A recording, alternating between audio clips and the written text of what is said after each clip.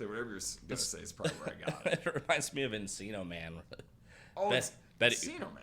Betty Nugs. Okay. He's drawing the stick figure cave woman with big tits. Right. He says he likes cones.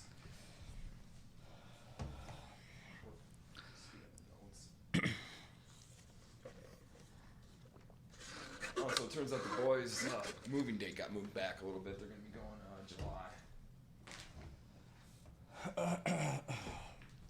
Which originally we thought it was going to be May 29th, so. Oh, well, that's good. Oh, yeah. How are your levels? Have you put your cans on yet? I have not, but I will here real quick. Because you got distracted about me talking about boobs. Hey, I live and breathe, my friend. I live and breathe. All right, levels. Maybe I seem to. Well, you give me a 1-2 or whatever. 1-2. Yeah, you're clear as a bell. Maybe a little bit more on my end. You got that. Oh, I do. Oh, Number 2 on there. yes.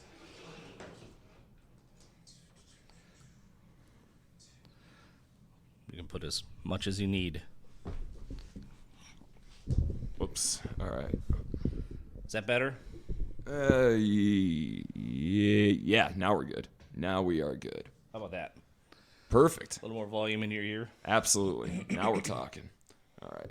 Un momento, por favor, here. Self stocked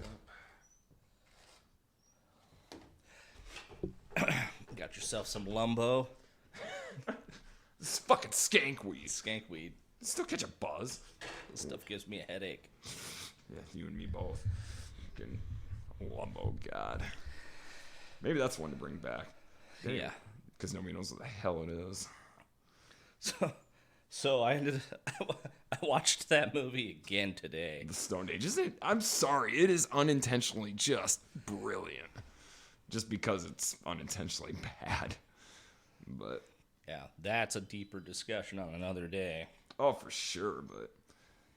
Yeah, we can very casually touch on that. But yeah, I think we could do an entire fucking podcast on the damn Stone We'd better, Age. since I wasted my time watching it twice. That's not a waste of time. Not at all. No, a waste of time is Pink Flamingos, that John Waters film. Yeah, I suppose. Oh my God. That's one of the few that I can remember being browbeaten into watching it and demanding an hour and a half of my I could life only back. guess who roped you into watching that one. What's your guess? Your ex-wife.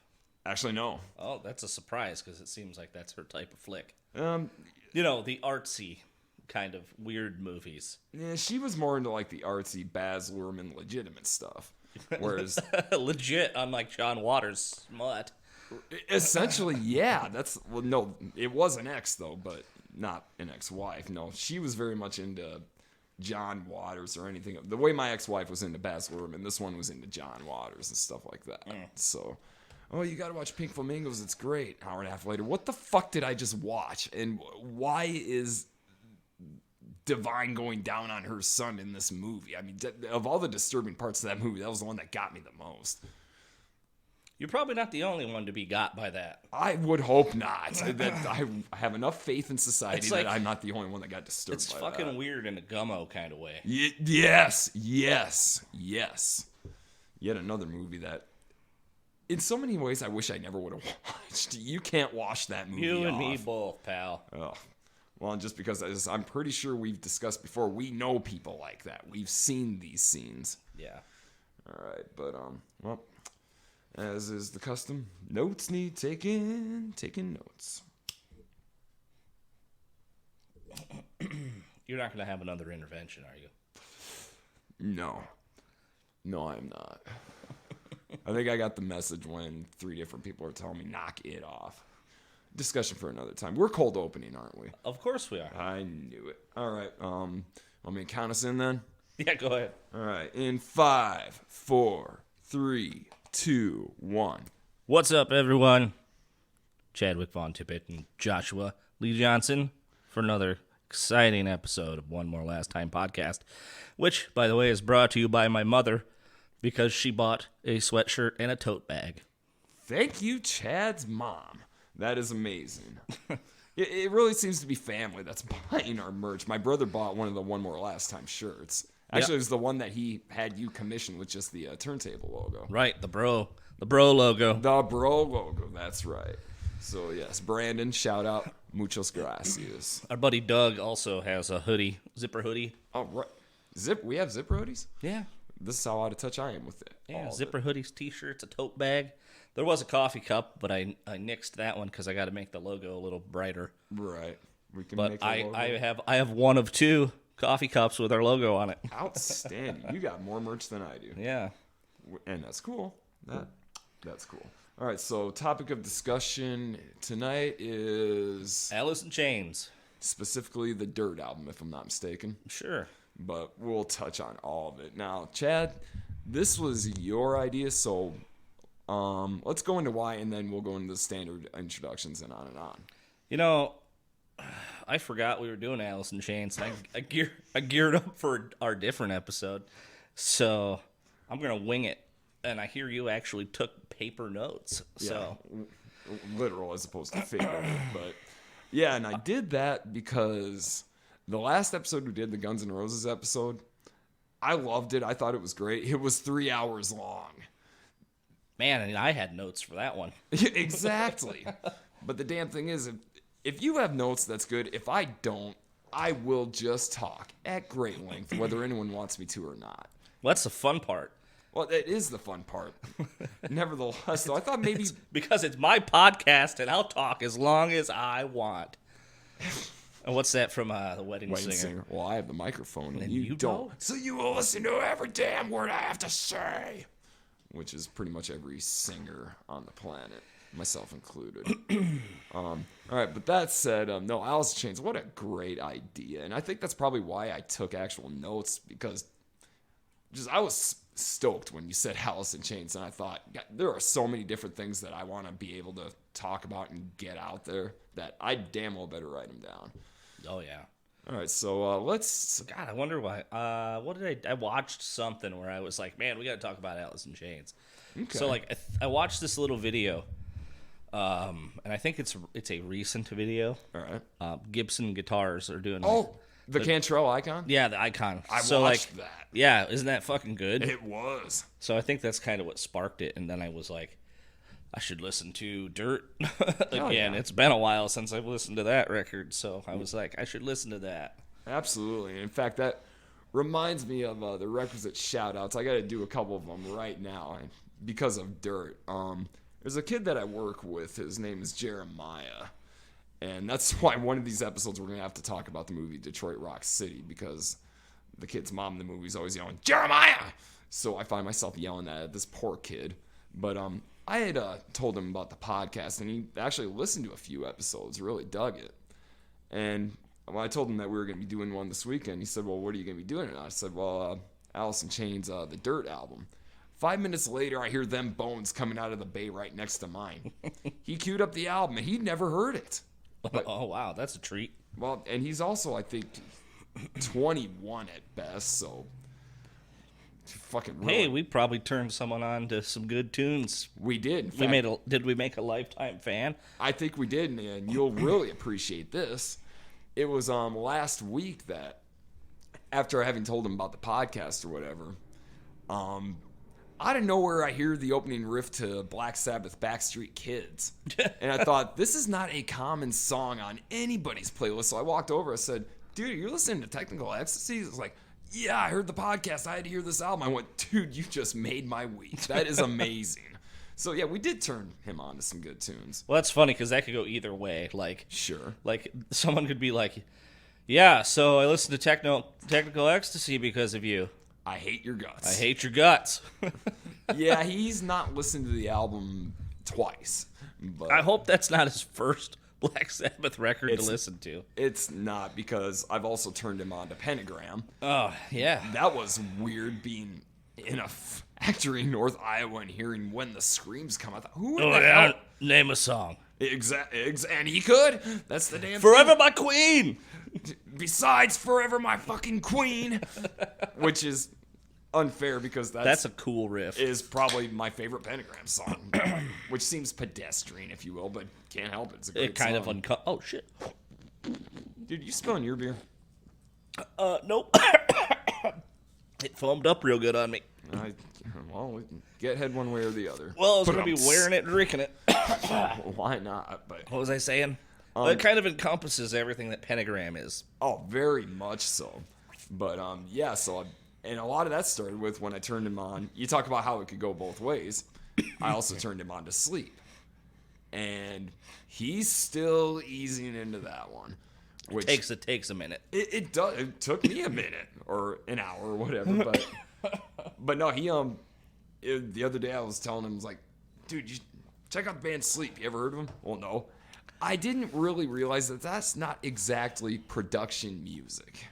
No. The poor kid, he got halfway into Sonic Titan, and I heard the music stop. I said, dude, what's up? You don't like? He's like, I can't do it at work, man. It's too much. I think I could. I probably could, but Oh, I know I could, but not regular people. no, and not someone listening to it for the first time either.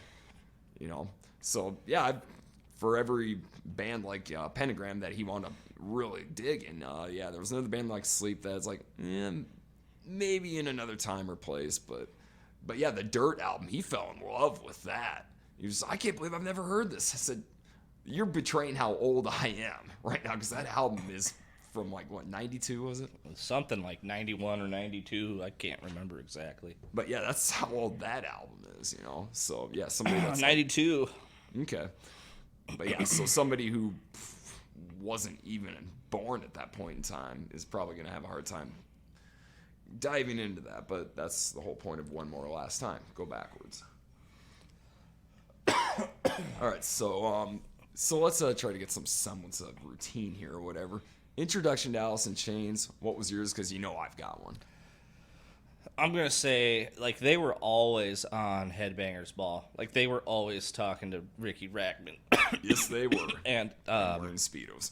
yeah, Water park. the water park. And I think maybe Beavis and Butthead exposed him to me. Because, you know, Were they on there? I think so. Okay. I don't know. I could be lying. Sounds good. Well, I wouldn't call Definitely. I think they're one of the few bands that weren't like cock rock. Yeah. That like stuck from me watching Okay. MTV and stuff back when, you know, back in its heyday. Oh, I could totally see that. In fact, yeah, they came.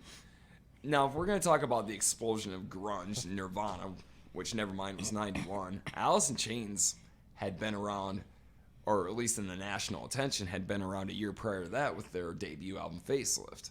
So they kind of beat the curve, but yeah, they were just slightly different than, well, as you put it, the cock rock that just ruled the airwaves at the time, you know? Yeah. Which, Alice in Chains, to me, they had all the cool things associated with it. They had the guitar solos, the cool riffs, but they just did not have the ridiculous cherry pie lyrics. Right. So they were a very easy transition for a lot of metalheads like you and me, you know, to explore something beyond that. No, let me see. Is it Facelift where they toured with, who did they tour with? On Facelift? Yeah, did they tour with Slayer? Or They played the Clash of the Titans. Clash of the Titans with Slayer and like Anthrax and... And I still want to know whose fucked up idea was that to have Alice in Chains open this thrash Well, essentially festival? I mean, it makes sense, kinda. I'm curious. How so, Chad? Well, I don't. It's just like their sound. They weren't quite grunge, and they weren't quite. Okay, you know, I see they're what you're saying. They're a heavy band. They definitely were. They were a Sabbath heavy band. They're a very heavy tone band. Yes, heavy lyrical content. Yeah, heavy lyrical content. So, okay. Especially on Dirt.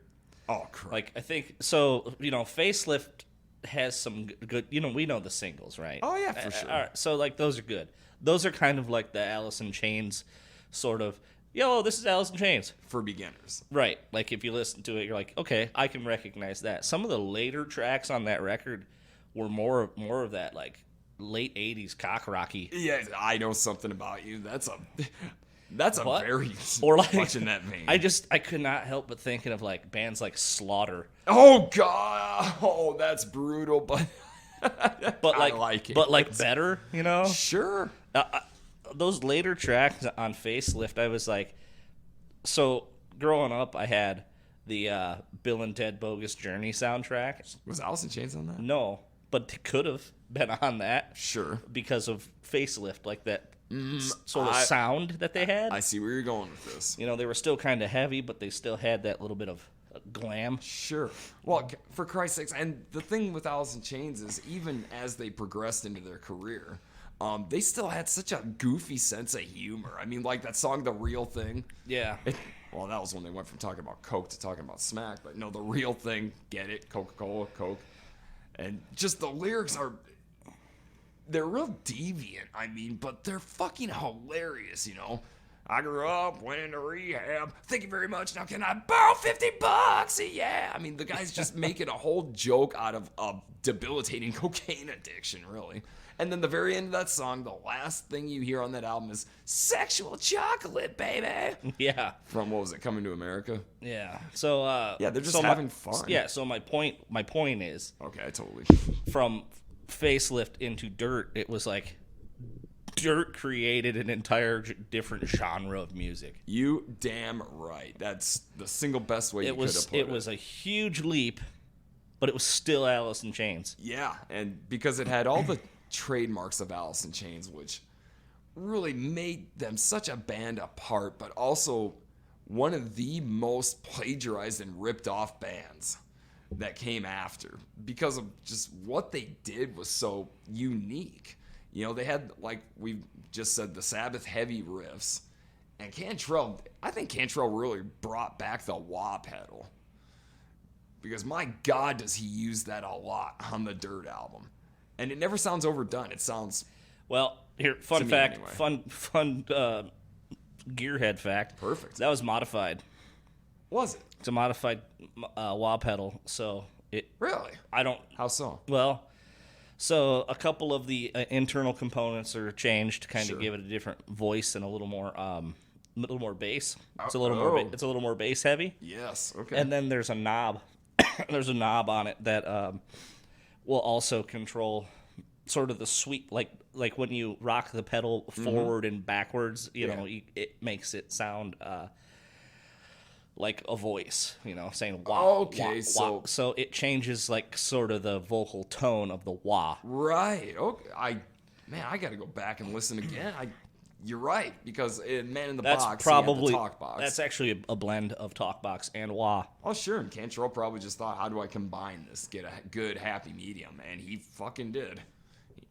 Yeah, so that's probably why it doesn't sound as like you said, overused or annoying. Okay. Like annoying. Ah, all right. That was a great gearhead fact. I love that. Yeah. But, okay, so we'll go backwards here. My introduction to Alice in Chains. Let's go to the notes, shall we? Yeah, like I said, I had so many things I wanted to cover on I have this. an exact date written down. I wish I did. But no, I don't. That I'll appear even older than I actually am. But, no, I was so stoked when you said Alice in Chains that I was like, I've got to write this stuff down. But my introduction to Alice in Chains was, you remember the magazine Hit Parader? Yeah. Okay. Well, I picked one up one afternoon and was reading through the whole thing because I didn't get these magazines very often, so I would just devour any of them that I had. Well, Hit Parader used to have a section where they would print random lyrics to like 3 or 4 songs of popular artists of the day. And this just hits me, maybe because I'm a father or whatever, but as wholly irresponsible that the song they chose for Alice in Chains was Junkhead. Now, I had heard of Alice in Chains, but that was the first time I saw a song title. Yeah, Junkhead. And I remember reading these lyrics and being like 12 or 13, having no clue what it was implying to the extent that it was, but I still remember the line, "We are an elite race of our own, the stoners, junkies, and freaks." Now, I knew what a stoner was. I had a vague idea of what a junkie was, but it didn't hit me just how explicit this was until in my 7th grade English class, our teacher had us write. We had what was called a quote book. We had to have a notebook, and she would write a quote on the blackboard every day, and we had to copy it down for whatever reason.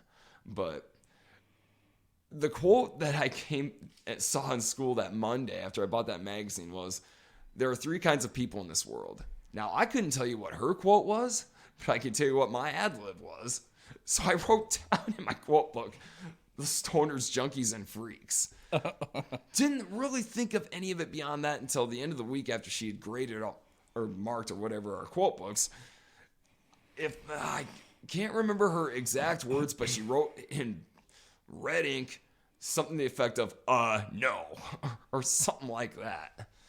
And I'm sure my parents heard about it, but no, that oddly enough, not even the music, but those lyrics was my introduction to Alice in Chains. But the first time I heard them was, now for the average Alice in Chains fan at that time, there were one of two songs that you heard first. You either heard Man in the Box or you heard Rooster.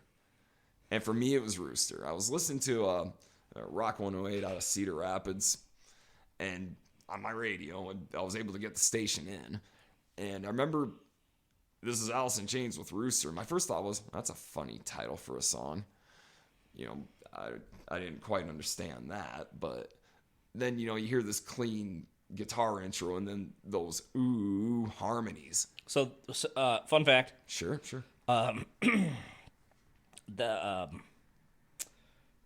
That's Nancy Wilson. What? On that song? Yeah. Okay, I know Ann Wilson sang on the Sap EP. That's Nancy Wilson?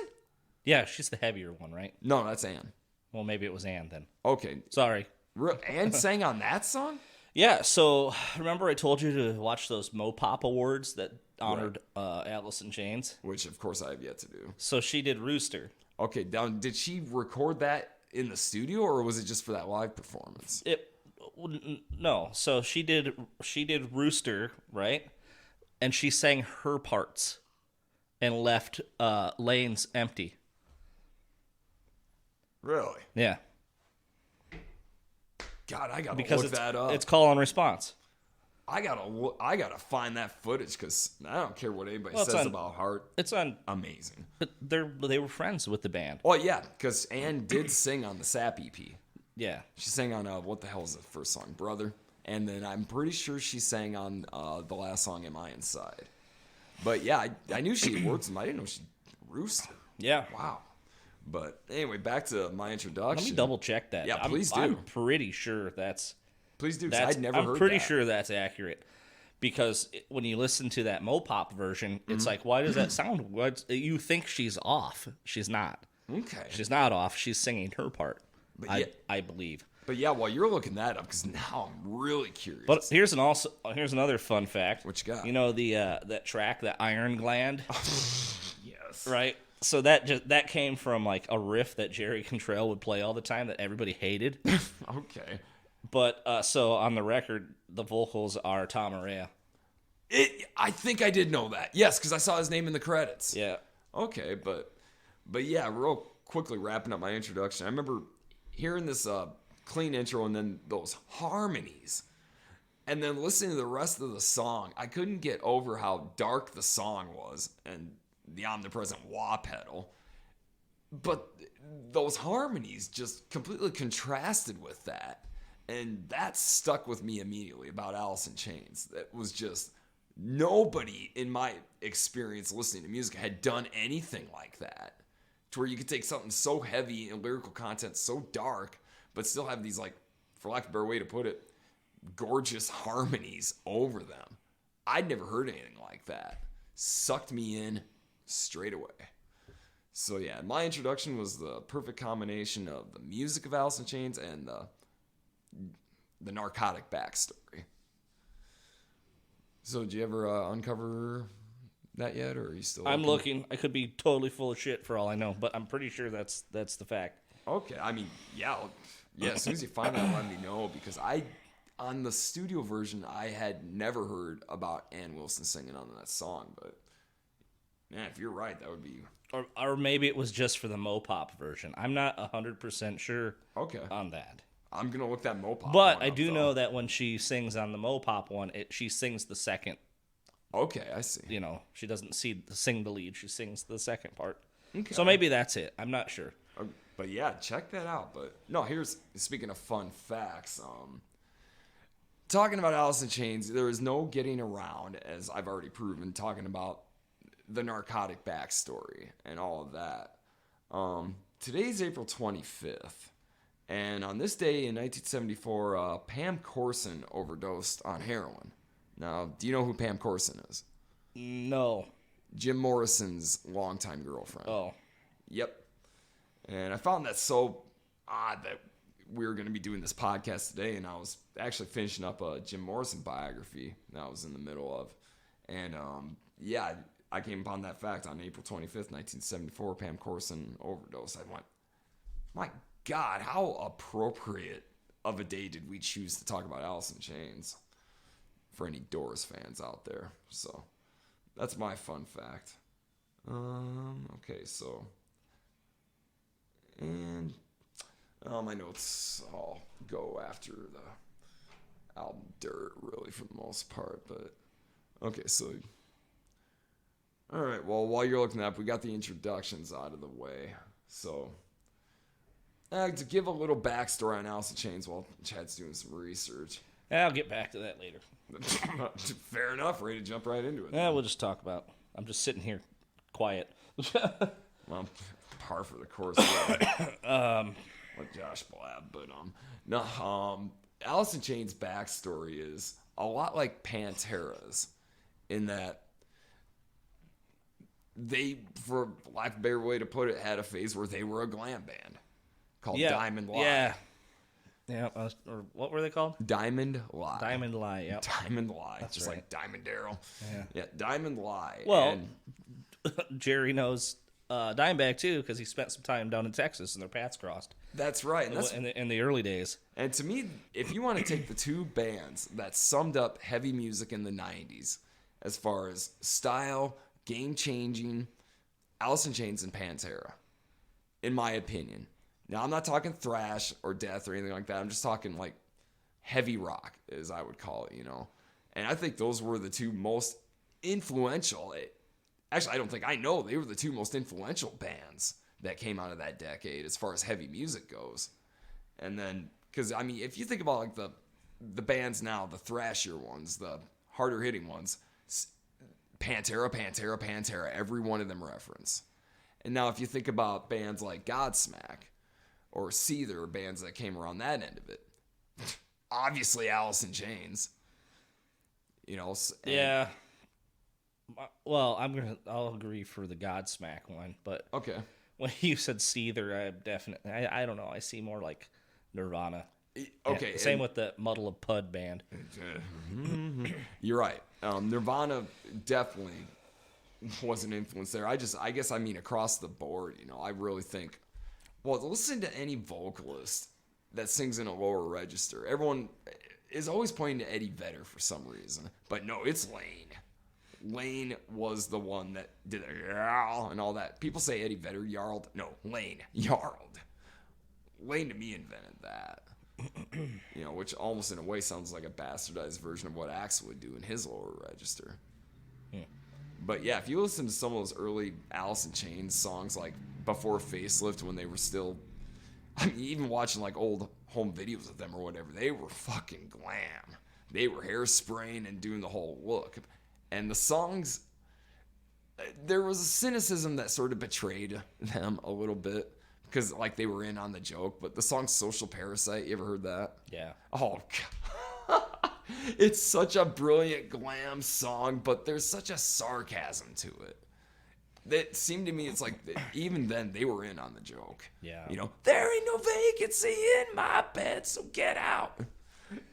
You know, you're smirking when you write a lyric like that. Yeah. And then sing it with such gritty passion, I guess. He scats in that goddamn song. They're in on the joke, as far as I'm concerned. Yeah, I think that's why that's why I think I'll let them slide on the glam. Oh, you absolutely. Because they were like, hey, this is tongue in cheek. Oh, absolutely. You know, That's they where did the wink, wink, nudge, nudge. Whereas you got fucking Poison thinking it's the real deal. They took their silliness seriously. Yeah, they're too serious about it. Right, and that's why they were eventually relegated to the dustbin, because you gotta have a sense of humor. All those glam bands, they weren't being tongue in cheek. They were being serious. Well, exactly, and that was where they took what, in their minds, they took what David Lee Roth did, not realizing that even David Lee Roth was in on the joke. You know, he got how silly he was. Yeah. These guys didn't. You know, and speaking of Van Halen, oh God, it wouldn't be a podcast without another digression.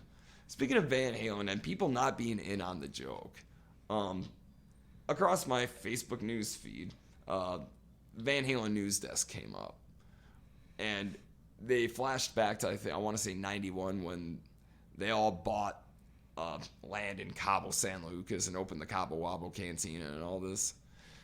There's a picture of them standing in front of the sign, the future site of whatever the hell, and they just look like what they were, beach bums.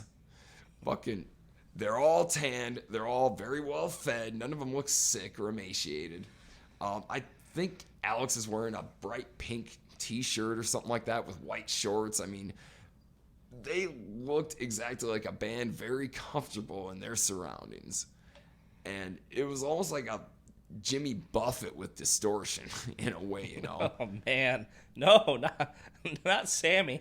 But exactly, but Sammy's Jimmy Buffett with distortion. But oh man, but that's the damn thing is, you know, even they were kind of in on the hey, we're just having fun. You know, Eddie's smiling because he doesn't know where he is, but knows he can play guitar better than you.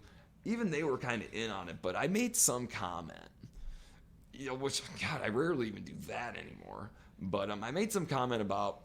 Can't imagine why people thought they were out of touch with their audience. This photo proves it. And that was on Thursday. It's now Sunday. From that time on, people have just gotten pissed at what I said. Like, furious to where it's almost become philosophical debates of fucking self-help seminars. If you save up enough, you could do that too. You don't have to be jealous of their success. I'm just going... I think you missed the point here. I'm not saying anybody's jealous of anything. I'm saying that a few million people who bought their albums probably can't hop a jet and fucking head to Mexico whenever the hell they want for their own personal playground that they had enough money to make. Well, you're just jealous. Like, no, I'm not jealous. I'm just saying that the vast majority of people can't relate to this. And that's probably why they're viewed the way they are now. Nope, nobody got it. But then again, that's why I don't comment on anything anymore. Like I said, for 3 days this thing has gone on it. And I'm just sitting here thinking, why do you care for 3 days? What at one point I actually wrote, why do you care what some welder from North Iowa thinks of some guy like Sammy Hagar who doesn't possibly care about me? Why are you so up in arms about this? How dare you? It reminded me of, well, the videos that you told me that you liked that I put up on YouTube several years ago talking about Scott Weiland. Yeah, how people just ripped your ass open. Oh my God, that was just... They were so pissed off, they were trying to insult your wife. Yes! And just to clarify, ex-wife, sorry. No, nothing to be sorry for. I brought her up. But anyway, though. No, yeah. Yeah, it devolved into such a degree that, yeah, they start throwing... I can't believe I'm using this term. Throwing shade. They start throwing shade at my ex, you know. And it's like, is this how pissed you are? Yeah, they were just pissed that somebody would dare badmouth Scott Weiland. Hey, I'm going to bring up the wedding singer again. Well, I have the mic and you don't. No. He's on the fucking airplane and he's like, nobody messes with Billy. Yes! Yes! You fucked with Billy Idol. Right, only this time it was on a computer. You know, I mean, and not even really insulting Scott Weiland, but merely stating what he had done. And how dare you tell the truth about him? You're a fucking loser and your wife's this and that. It's like, whoa, what the hell? Why are you this pissed off? Yeah, that's what that was like. So to bring it back to Alice in Chains. They toured with Van Halen that era. Yes, they did. And Cantrell and Eddie wound up. They're pretty good friends. In fact, he was gifted a bunch of gear. Yes. Yeah, that's right. His garage. Like fucking garage full of gear. Couldn't get into his garage. Including 2 of those real early Music Man Wolfgang guitars. Hell yes. Yep. One of them was a special, like one of them, they did a run of like 25 and like they're called the Artist Series. Was that the one that got stolen That's the that one he that got eventually recovered, 30 years later? Yeah, like 20-something years later. Yeah, it was a gold top version. That's right. They were only gifted to other artists. That's right. And in fact, yeah, Cantrell, and I think it was in that Icons episode. Yeah, it could have been. Where he was I've heard the story a few times. I think that's where I heard it. But yeah, he was talking about how the most nerve-wracking experience he ever had in his entire life was having to play while Eddie watched him. Yeah, and then I could see that. And then he broke the ice and everything was cool. Yep. Well, dude, that would be the equivalent of if for some fairy tale reason our band wound up opening for Down and Anselmo was on the side of the stage watching me. I'd fucking completely clam up. I gotta admit it. You know, I mean, I guess for you, I mean, what would you do if Iommi was watching you? I don't know. Hope I don't mess up any of the riffs I stole from him. Exactly. Yeah, that's just it. You would be well aware that this is the guy and he's watching you, and yeah, you were heavily influenced. Hey, do you think he's gonna know I lifted this from his song? Yep. Yeah, it would be nerve-wracking. Yeah, imagine being Cantrell and Eddie fucking Van Halen is watching you, and not in front of 2 or 3 people, but a few thousand. The interesting spin on that tour. Okay. It was so that was Van Hagar, right? Mm-hmm. I heard it was kind of like their idea to book Alice in Chains. It was Sammy's. Because they're like, hey, this is a cool hip band. We got to get them. Yeah, it was Sammy's. Yeah. And Sammy, for his part, just so if for some reason the people I've pissed off online this week are hearing this, I don't know why they would, but yeah, Sammy, for his part, flat out admitted, I think he used the word insecure. He's like, okay, these are the guys that are doing something we're not. We got to get in on this if we're going to survive. Mm-hmm. And that's fucking smart. Well, and Ozzy Osbourne, Sharon, he has always, ever since, Blizzard of Oz, had the hot young bands that didn't sound anything like him, really, but were influenced by him. He had them opening up. Metallica in 1986 on the Master of Puppets album. Dude. Well, and he probably learned a lesson from when Van Halen opened for Sabbath. If you can't beat them, you better get on their side, So yeah, that's exactly what Sammy did with Alice in Chains. Smart move. Mm-hmm. And things like that did keep Van Halen viable at a time where they really shouldn't have been. Right, like you said, their demographic was like hedge fund managers at that point. Fucking yes, I could hop a plane and go to Cabo. Yeah. For a weekend, listen to Van Halen, and that was your grown up Van Halen. Yes, and that's what David Lee Roth said. To paraphrase him, classic Van Halen made you want to drink, dance, and fuck. Current Van Halen encourages you to buy a Nissan, drink milk, and start a relationship.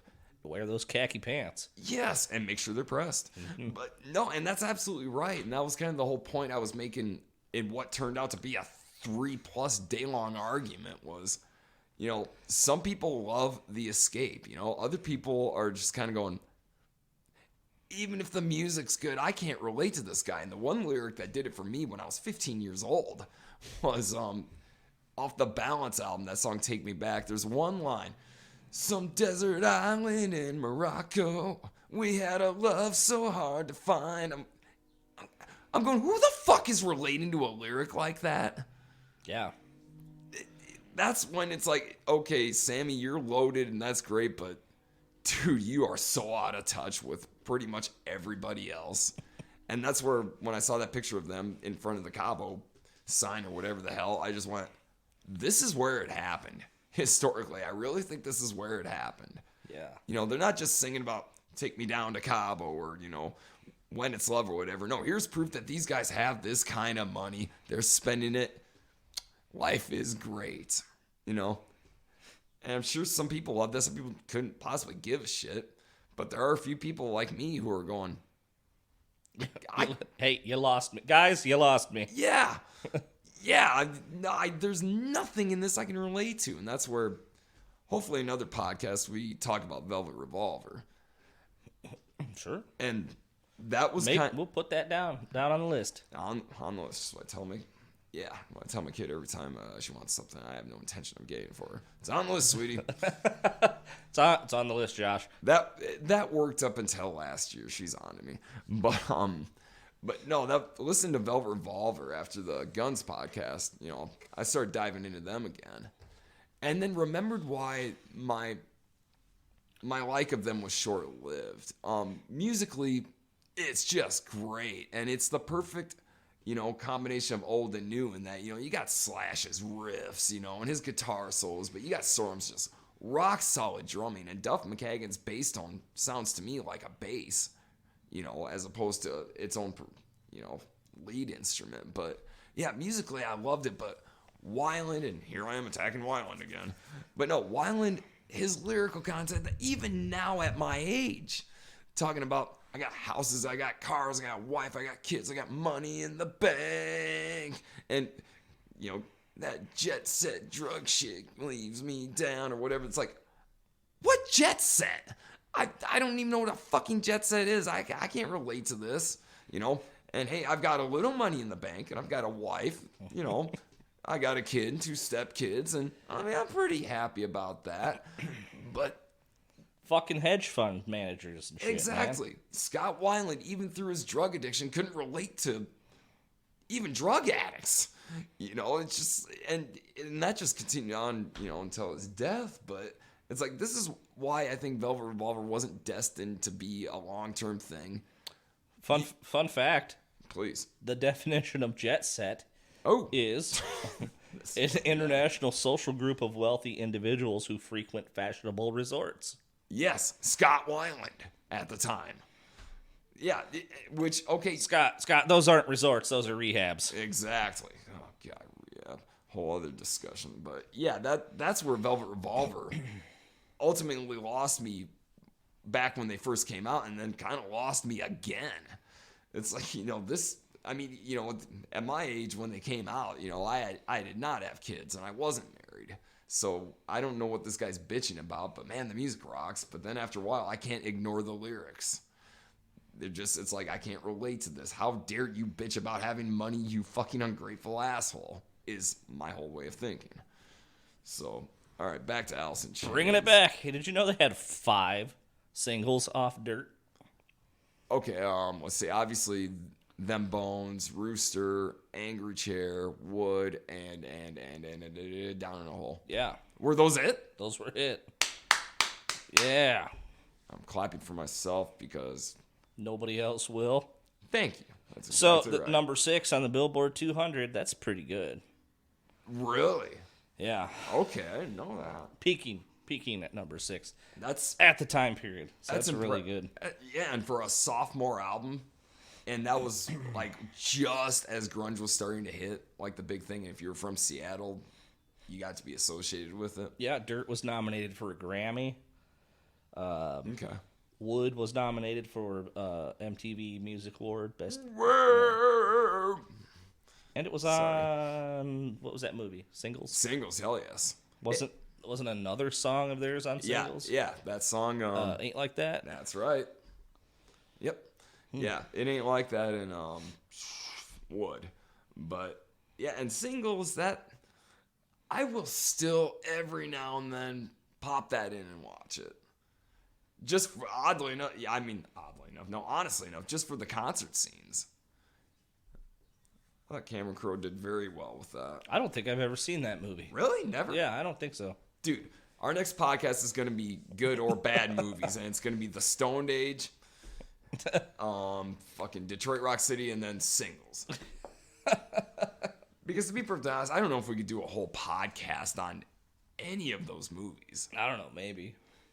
Well, you and I obviously could, and Detroit Rock City is going to be rife for that, which, oh God, that's one I'm going to take notes on too, because there's a lot of weird, fun facts, including that my ex is in that movie. Oh, wow. Not ex-wife, ex-girlfriend. Yeah, she was, oh God, the scene where fucking, Hawk goes into the male strip club or whatever the hell. Yeah. Yeah.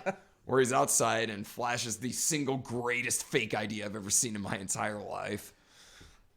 And then I got to look that up because I can't remember what it is. I've had such an obnoxious obsession with just that picture that I've posted on Facebook a few times. Is it him with that pencil mustache? Yes, or and something? the tinted sunglasses or whatever the hell. Fake ID. Detroit Rock City fake ID. Oh. Yep, that. But anyway, no. No, it's like, it doesn't even look like him. No, but oddly enough, I could suspend disbelief and say that's him in 20 years. But yeah, fucking that fake ID. But anyway, so he flashes the fake ID and then it pans back to the bouncer. And if you look and don't blink, you'll see a young lady with straight dark black hair and I think wearing a red coat. That's her. Huh. And here's the fucked up thing, and I'm not even making this up. Oh God, I want to say 15 years I spent trying to find her in this movie because I couldn't, even long after we'd broken up. I was like, but anybody else who watched the movie with me is like, oh, there she is. I'm like, what are you talking about? I could not find her. No, when did I find her? When my daughter saw her. Is that I forget what she called her. I'm like, oh my God. So I paused and I went, yeah, that's her. Yeah, it took my kid to find her. Oh. But yeah, so that's a fun fact about that movie, which was filmed in Toronto, and that's why she would have been in it. Ah. She was one of the extras. But yeah, that's so one for you to look for. So when Dirt was recorded, it was during the LA riots. Yes. So like they had to evacuate or Right. get the hell out of Dodge. Yes. They went out to like the desert and did mushrooms with Slayer or That's right. fucking. I can't believe I forgot that, but yeah, that's They right. went out to Joshua Tree and did hallucinogenics with Slayer. Okay, I think a lot of these I learned last year actually when I bought the book. I think Alice in Chains. I think it was called like The Untold Story or The Unauthorized Story or something. But it's not. It's a pretty credible book, and things like that were in there. But yeah, the only other Alice in Chains book that exists is one called Angry Chair, Yeah. which I own, and it is as bad as you've read. It's so awful. This poor woman from, I want to say, Argentina became an Alice in Chains fan and decided she was going to write a biography about Lane Staley, and it's a literary mess. It's like great to have almost as like a collector's item, but no, it's just so god awful.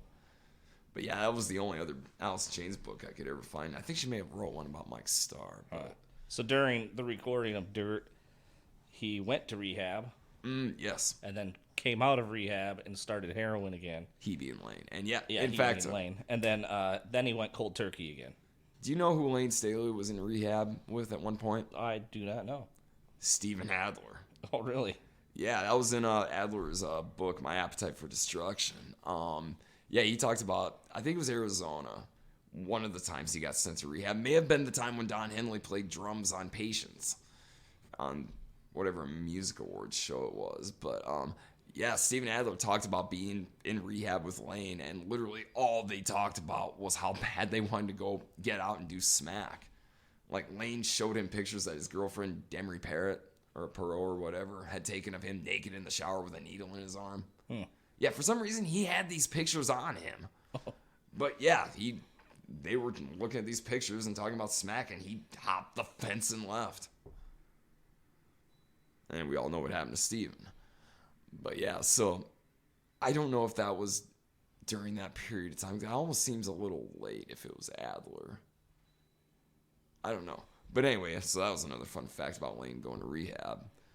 But clearly it didn't take, because on a few of the tracks on that album, I know of at least 2, possibly 3, but Angry Chair, he had shot up in the vocal booth before doing his vocal tracks.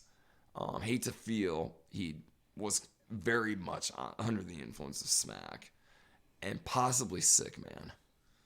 But yeah, that was a trick that Lane would do early on, was he had his vocal booth isolated to the point where he would block out the windows. He did not want anybody looking at what he was doing in there. And you could very easily say, oh, because he was getting high, but no, he was very self-conscious about it.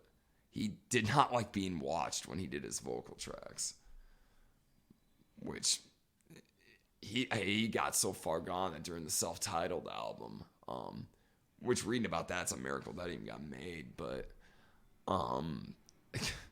the song "God Am" starts off with that telltale gurgling sound or whatever. Let's see if I can mimic it quick here.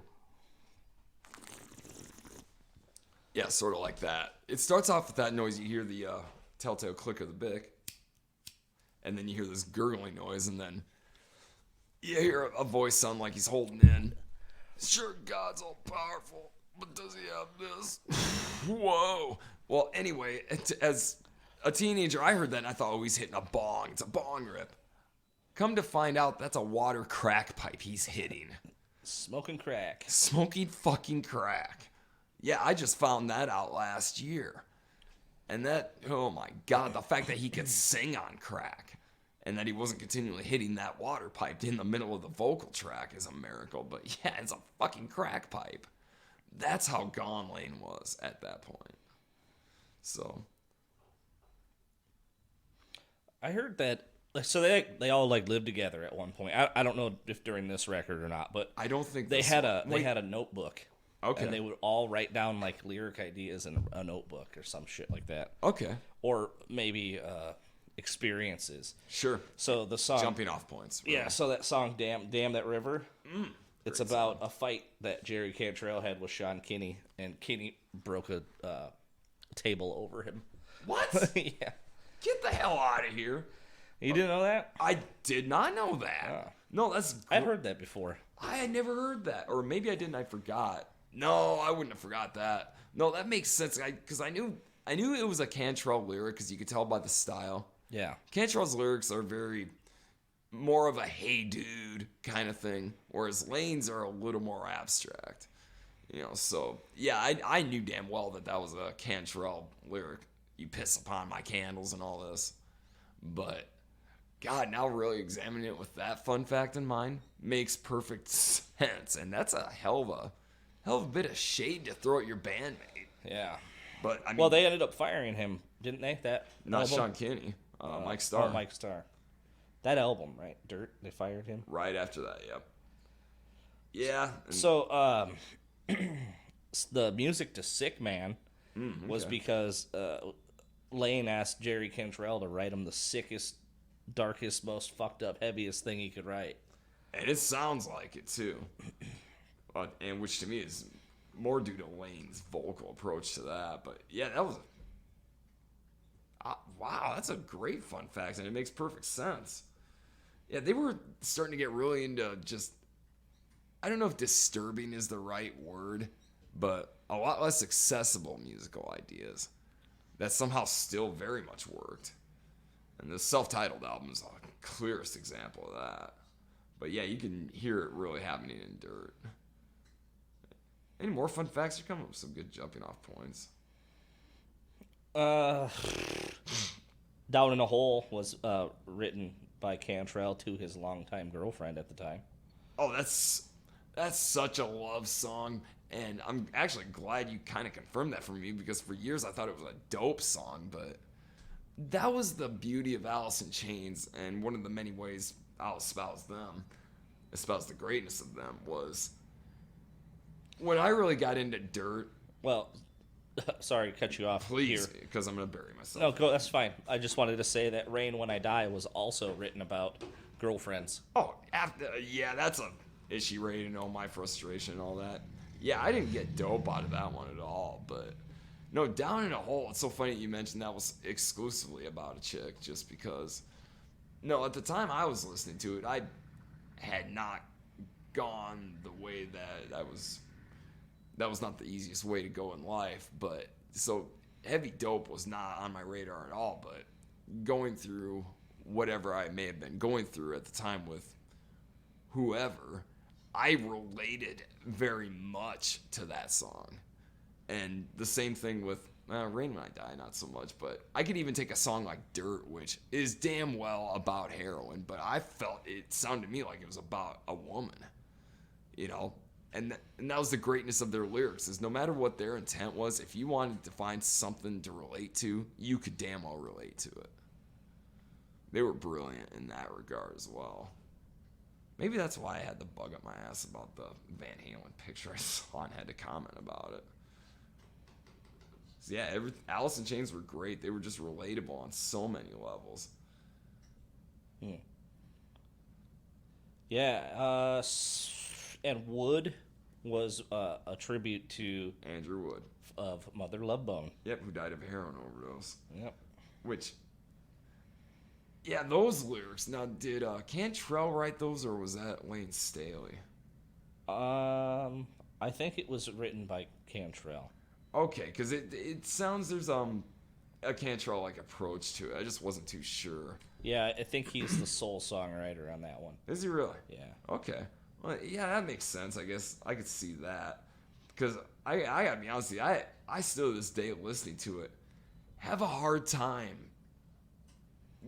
getting the subject matter out of them. You know, it's about Andrew Woods, about him overdosing on heroin. I still to this day have a hard time finding that in those lyrics. They're very abstract to me. Doesn't make it bad. It's not anything bad about that at all, but that's the impression I get out of them. It's like, I can't find the heroin overdose in these lyrics.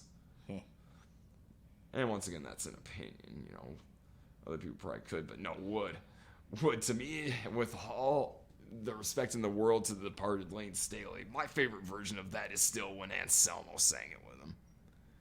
Yeah, that was pretty good. I love that because it took a whole other spin, you know, to where those gorgeous harmonies you talk about with Lane and Cantrell, there weren't gorgeous harmonies with Anselmo singing it.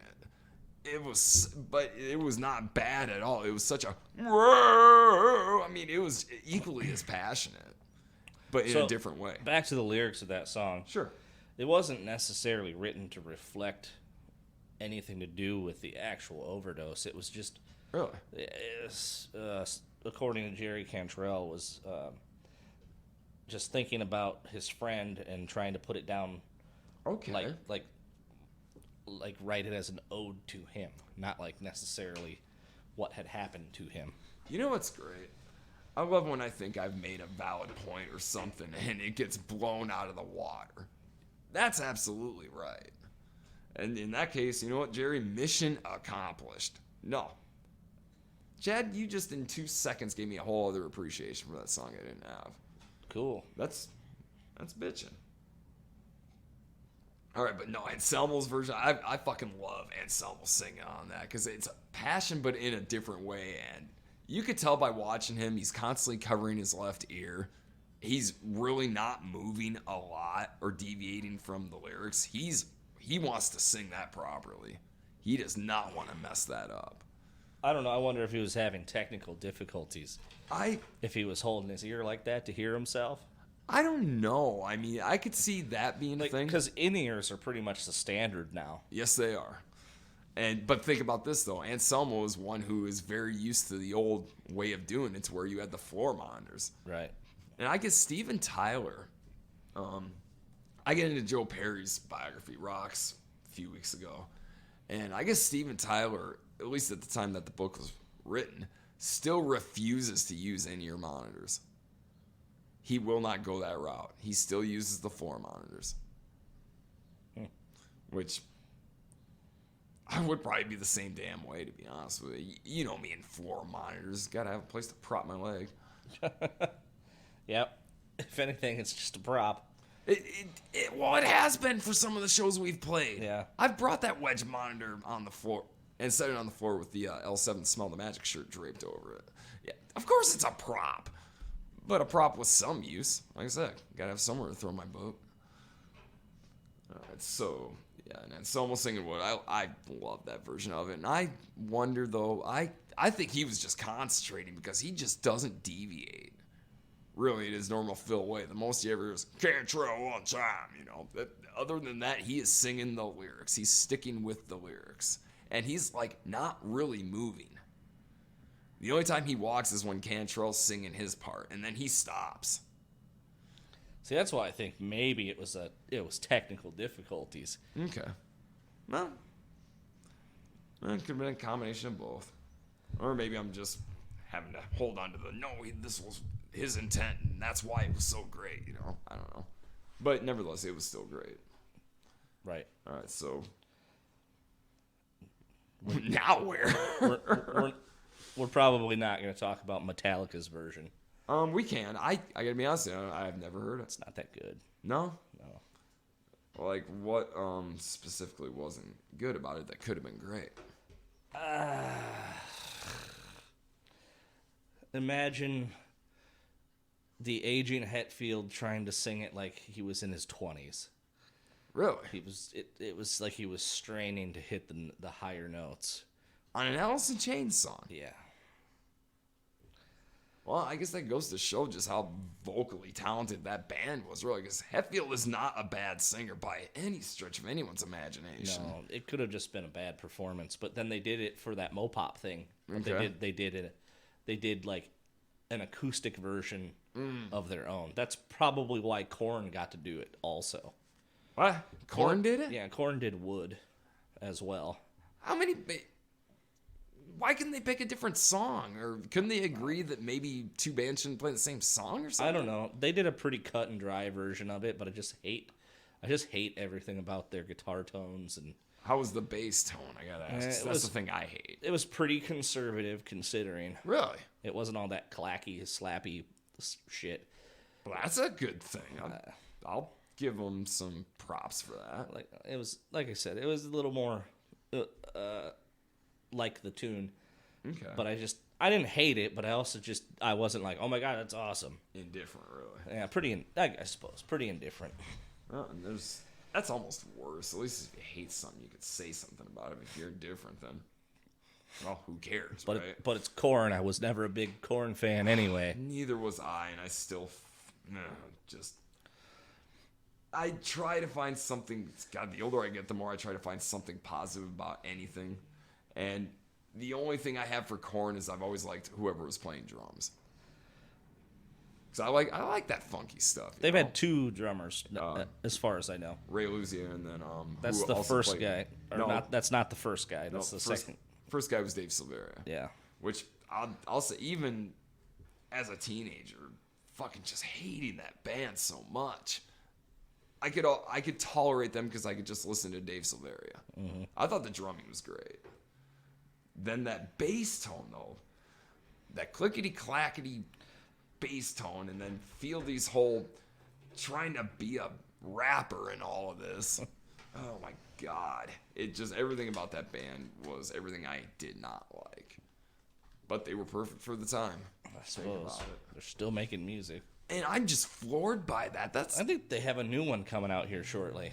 That's a band that, now that you bring them up, I'm honestly surprised they're still a going concern. Because they were so of the time that they came out, and it's like, God, fans must just be fucking loyal People to them. still love Deftones and shit. Dude, I even still love Deftones. Yeah. I mean, Once again, I was not a huge fan of that band. First couple of records I thought were pretty decent, okay. but I never got in. Like White Pony, I never got into. That's kind of like where they started to peak. See, and that's when I got into them. I liked Around the Fur. Around the Fur's a great album, period.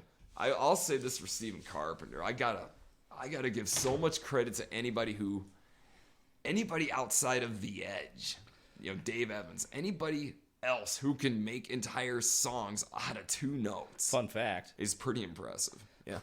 He's like a conspiracy theorist, flat earther. Evans or Stephen Carpenter? Stephen Carpenter. Oh, God.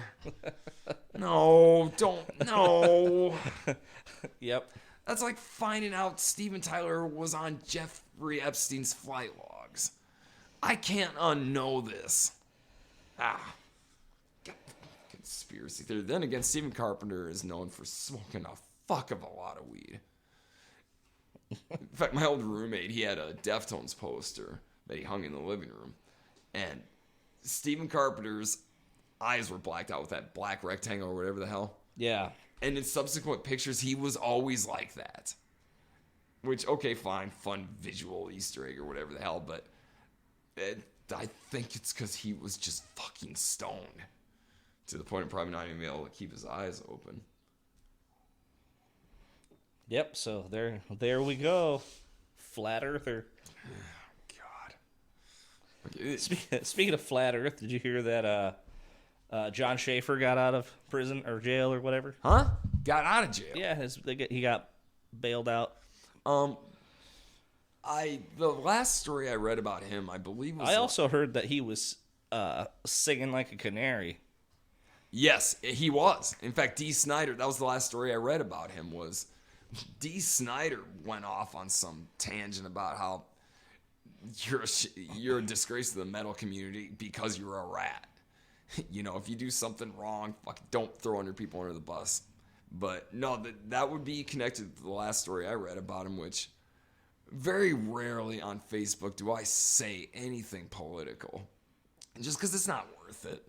But this story I had to put up because when the two things he was charged with were the breaking and entering or whatever, and then dangerous weapon. He plead bear spray. He pled guilty to.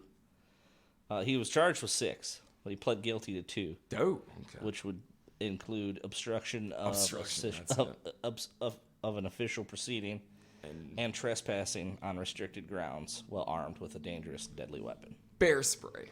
Is that what that was? Bear spray. Because I spent that whole night, throughout the Trump administration and everything else that happened, there were always just certain things that would everybody else. Hold on a second. Hold on to that thought because I really want to hear what you have to say. And they were going to bear spray. Yes. But they agreed to 3.5 to 4.5 years sentencing in prison based on his cooperation, and he was granted witness protection program sponsorship. Fuck off. That's what this CNN reported. Oh my! I didn't know you got the witness protection program, which I guess I. No, I can't see. Well, actually, yeah, I can. The whole ratting. Okay, never mind. Yeah. But really, okay, I did not know that either. Just I didn't bother to read any further than bear spray. And that was where I was going. This is from 3 days ago. Okay, I've ignored it. That's why you didn't know he got out of jail. That would be why. Now, as soon as this is done, I'll dive into that one. But no, fucking bear spray. I just noticed during the 4 years that Trump was in office, there was always for everybody, it was always different. There was always some thing that would stand out so much that you would just find yourself all borderline obsessed with it for a good 24 hours. And my wife was the first one to fall victim to this, amazingly enough, not even me. But no, Space Force. When that story happened and when it became obvious that this was going to be a legitimate thing, she was so shocked by that she spent the entire rest of the night at random intervals. They could have a distance of 10 minutes or it could be 5 seconds later or whatever. Just, I don't know, Space Force. So the single most obscene thing she'd ever heard in her entire life. Just out of nowhere, you could be making dinner, cleaning up, or Space Force. And then she'd repeat it again. Space Force. Space Force. Well, to be fair, if I were 18 again and fresh out of school, that's probably the only military I would join is the Space Force. We're flying spaceships. Sign me the fuck up. Well, and that's exactly it. The whole concept was so childish and so just impossible. It's like, no, this has got to be an Onion article or something. For me, it was bear spray. It was the fact that obviously the article got my attention because John Schaefer, Iced Earth, Metal, and on. But reading it, for whatever reason, the two words bear spray, I just thought and later said, what excuse are you possibly gonna conjure for carrying bear spray into a fucking federal building? Really? You have one intent with that. And I spent the entire rest of the day just walking around going, bear spray? Bear spray? In every possible way I could say those two words, the rest of the night, every 20 minutes, bear spray. God, if it had to be summed up, just how ridiculous the whole thing was. We're lucky it wasn't fucking Batman shark repellent. You don't remember that from the Batman movie? No, I don't. The 1960s Batman? The movie. I remember anti-hypnotism pills. So, like, in the movie... Chad, I'm going to grab some ice. Tell this story, please. Okay, so the Batman 1960s movie... movie? Yeah, the movie. They made a movie in the 60s. In the 60s called The Movie. Batman the Movie in the 60s. Oh, I got to find this. All right, go on. So, all the bad guys got together. It was Julie Newmar was Catwoman. And then, you have the Penguin, the Riddler, and the Joker, and they all get together to try to take out Batman, as they do. And one of the scenes is Batman hanging from a ladder from a helicopter, and a fucking shark jumps up to try to bite him. And, of course, he's got his magical utility belt and pulls out his shark repellent spray to spray the shark, as you would do. You got to be prepared for everything, like a Boy Scout. So maybe... That was on his schedule that Alfred had reminded him, you're flying over an ocean or a body of water, pack shark repellent spray. Yeah, be sure you pack your shark repellent spray. So I would imagine, in this scenario, John Schaefer is the perfect little Boy Scout, and he's being prepared for anything. Bears at the Capitol building. Or not.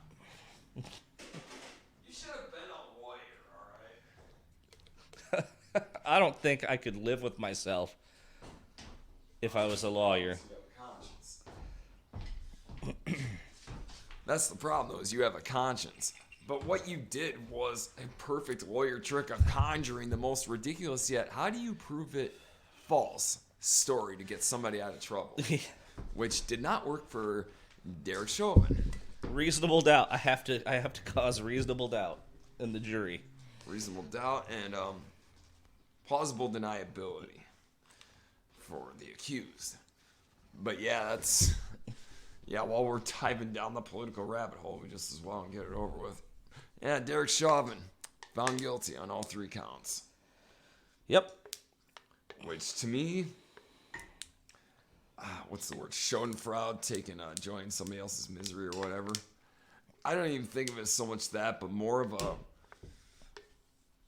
a relief than anything else, because it meant somebody was held accountable. There was no excuse that was going to get you out of literally what you saw. And the other thing is, I don't know if this is a right-wing or a left-wing talking point. I really don't care at this point. But I'm relieved because it means no riots. Because if he had been found innocent, the country would have burned. There's no doubt about it. Yeah, because that's carte blanche for any police to do whatever they wanted to you anytime they want. Yep, and they already have too much damn power as it is. But yeah, it was like Rodney King when that happened. Rodney King. How are we tying into dirt? Rodney King, what's that? He's that guy. Yep. But yeah. You wonder how are we possibly going to relate this to dirt? We just did. Because the Rodney King riots were happening when this album was being recorded. Yeah. And they happened. And like I said, they had to flee the Yes, they damn well did.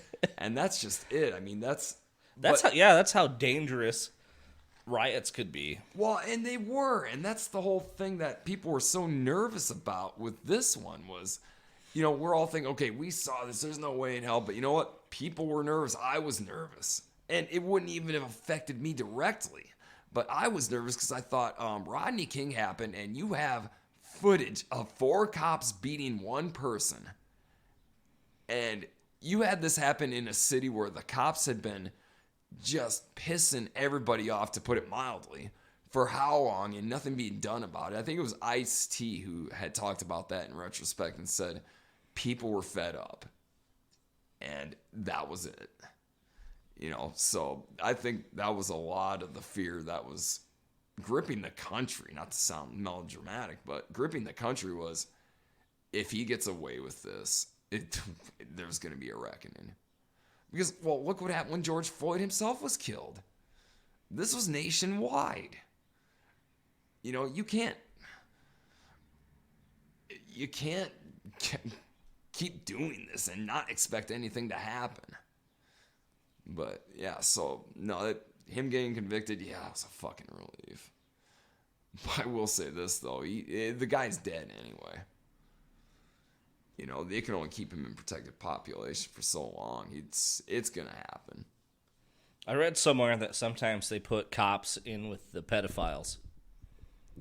Yeah, that's about right. Which is probably about how it's got to be. But yeah, that's the other thing, too, is that pedophiles, how they get any special treatment. Nobody protected their victims. But yeah, so where the hell is... I don't even know where the hell is going. Yep, it's a hard one to come back from this time. It really is, but yeah, so that kind of tension was happening when Alice in Chains was recording Dirt. And they've said that it had a lot to... It had an effect, probably had an effect on the mood. It definitely did. Of some of their music. Oh, for sure, because it's not a happy album. No, it's not. Like I said, it almost like overnight ushered in a new wave of music. Absolutely. To where Nirvana, for their part, if we're talking about this new wave of music, there was definitely a negativity to it. But lyrically, as we discussed last year, didn't make any sense. Yeah, you had to really examine what was going on. Whereas Alice in Chains, it was pretty clear, except for, you know, certain songs or whatever. It's pretty damn clear what they're talking about. Speaking of gibberish lyrics. Oh, boy. So, I heard that, so I hate God, right? I've heard that most of the lyrics are just intentionally nonsense. Yeah. Oh, yeah. Absolutely. Because they had a new one come out recently, too. Really? You didn't know that? I didn't know a couple months ago, maybe. No, the last... You haven't listened to that yet? No. Obviously, you didn't know about it. I didn't. I mean, the last thing I heard out of that band was that song Medicine News, which that would have come out around about the time that NOLA web series was out. Oh, yeah, I remember that. Which was great. Hell, I still have it bookmarked. I still watch it every now and then. But, no, Medicine News. I remember seeing that title and thinking, number one, I can't believe they didn't come up with this 20 years ago. And number two, damn it, I'm pissed off that I didn't come up with it. So, March 12th. March 12th? Yeah, they came out with it's called The History of Nomadic Behavior. I heard nothing about that. Yep. I'm going to have to dive in. I listened to it. What'd you think? It's all right. Is it pretty well their approach to Super Soul, hell of a lot of feedback and screaming? Yeah. Okay. Well, at least they're doing what they do. Yeah, I mean, it's exactly an I Hate God record. Right, which... I got so much respect for that band. I love Mike Williams, but I can't lie and say that it's something I go out of my way to listen to because it's intentionally supposed to be unlistenable. And they accomplished that for sure. Oh, yeah. So, did you listen to anything else? You know, I've been preparing for this question for a week, and I had answers, and now I got to really think about it because I don't know that I have. I dove back into Velvet Revolver, you know, and came to the conclusion that I knew I would. And incidentally, the Libertad album, I don't know if you ever listened to that. I had both of them, Contraband and Libertad. Okay. And I honestly could not tell you what was on either one. Libertad, to me, I remember, and if we do a Velvet Revolver episode, we'll dive deeper. But I remember when that came out, one of the last times I remember being excited for a new release. In fact, I saw him on that tour in Texas. But yeah, when the Libertad album came out, I remember popping it in, listening to it, and my first thought was, "Where's the guitar?" The way it's mixed, it just, I don't know if buried is the right word, but watered down. Like, there's no oomph to anything Slash is playing. And then reading about it years later, well, it was Brandon O'Brien, producer of Stone Temple Pilots, who did that album. Oh, yeah, because they're you do the same thing. Where's the guitar? Yeah, and yeah, Stone Temple Pilots is very much like that, but you expected it out of them. Right. Out of Velvet Revolver, no. Where is the guitar? Or, for lack of a better way to put it, where's the balls, you know? I mean, just so much oomph that could have been in there was polished the hell away. And then lyrically, I just did Smack on my private jet my way to Cabo to hang out with Sammy Hagar. Good one, but no, not even that. No, apparently, allegedly, whatever, this was the first album that all of them were clean for, including Scott Weiland. And Well, that's all right, sure. But didn't he get busted shortly later in a bathroom with a baggie of heroin? either shortly before or shortly after, I don't know. But no, he fucking. I'll take the approach of I'll believe that he was clean. And if that is him clean, God, go back to Dope, because the lyrics were just like, for Christ's sakes, there's a song called Let It Roll, Candy O, which, and that's like, This I do not remember at all. I'm going to have to look this up. you got to, but no. The first song, she tastes like candy, candy. I mean, he just repeats candy over and over again. It's like just this really bad early 70s Raspberries song about a chick that you could give a pass because it was the early 70s. But in 2007, no. I mean, the lyrics just were sad. 2007, man, that's like an eternity ago. Tell me about it. Yeah, believe me, I know. Stepson born in 2007 turned 14. It's like, how the hell is this possible? Yeah, we're old, man. We are old. That's right. That said, I'm old. but yeah, that Libertad that just where's the guitar is all I can think. And what the hell were we talking about prior to that? I don't know. I don't either. This is gonna be a good one to listen You know back what? This on. is probably the most we've ever deviated from a band. Yeah. And this is a really good band, too. And here's the crazy Maybe thing. it's because we don't have enough bad things to say. I think you're right. And I was thinking about, It's like, yeah, we fucking think Dirt kicks ass. And it does. Every track. oh yeah, and I was actually thinking about that this week up to today, approaching this. I thought, there's not a lot of shit I have to talk about Alice in Chains at all, really. Yeah. I mean, I like all the Lane era records are really good. Right. I mean, we could talk about the William Duvall era. I'll be honest with you, I've heard one song from that era. You're kidding me. I'm not kidding. So the whole Black Gives Way to Blue record is fucking badass, and it was released on the anniversary of Dirt. Was it really? Yep.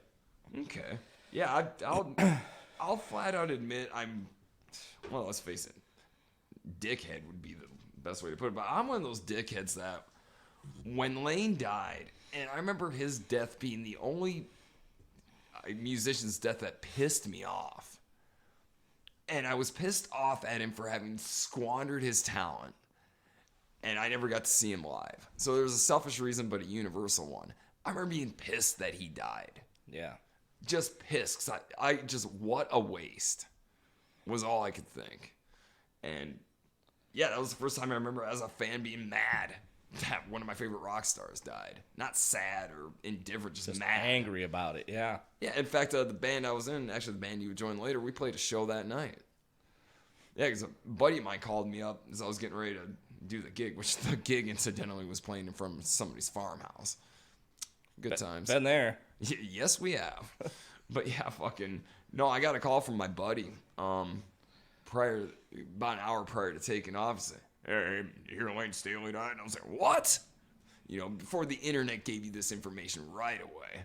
Yeah, I got a call from my buddy on a landline. Yeah, Lane Staley died. And I remember getting that news and then going to the show and resolving to not take any chemicals. Because it seemed like it would have just been in horrifically poor taste. Because everyone knew damn well what he died from. But then Rolling Stone magazine, going back to shit talking them. See, we can't talk smack. Figured him literally. But Rolling Stone magazine, after Lane's death, their issue that month came out, or for the next month, whatever. Kurt Cobain was on the cover. Kurt Cobain had been dead for 8 years at that point. But yeah, and it turns out, fun fact, they determined Lane's the day that he died to have been that day. Ah. That's the autopsy concluded, conveniently or not. But yeah, Kurt Cobain was on the cover. And I remember even then thinking, what the hell? One of the major voices of that era died, and Kurt Cobain's on the cover, who's been dead for 8 years. And the very last line on their just whatever print headlines or whatever after the big one was, Lane Staley dies. I thought, okay, this is all you have to say about him. But then I went to the article, buried halfway into the magazine, and it just was like, unfortunately, the guy's legacy was drugs, but the only mention they gave of how influential he was they quoted Sully Erna from Godsmack, actually, in it, to where he essentially owned up to it without owning up to it. He said, when I first heard Lane, I was a drummer at the time, but when I first heard Lane, I thought, that's the voice I want. You know, that was the only mention of influence that article had about him. But this is also the same fucking magazine that when Dimebag Darrell was shot and killed on stage, no mention of it on the cover at the time. Then when they did their decade review for 2000 to 2009, yeah, he was mentioned in like a 5-word thing for the whole of the decade. Well, didn't they have like the top 100 guitar players and like fucking I don't think Dime was on that list. like Jack Black was number 1 or something stupid like that? No, Hendrix was 1. Dwayne Allman was number 2, which potato. Eddie Van Halen was number 70. What?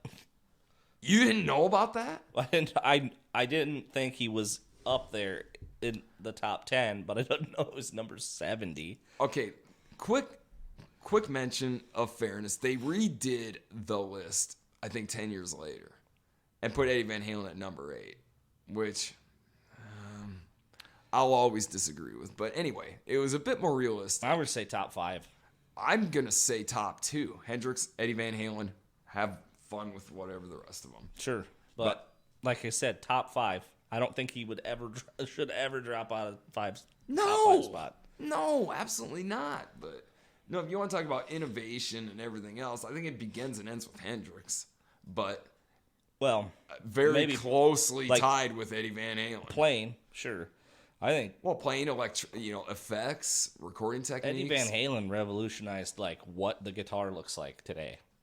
Did he though? Yes, because the aftermarket and customization wasn't there until Eddie started doing it. That is true. You're 100% correct. Being able to buy extra parts and putting them where you want them. Well, yeah, which started out from the surfing community, actually. Charvel came from the same school of thought that a lot of the surfboard companies did. Customization. Yeah. That's thanks to Southern California, but...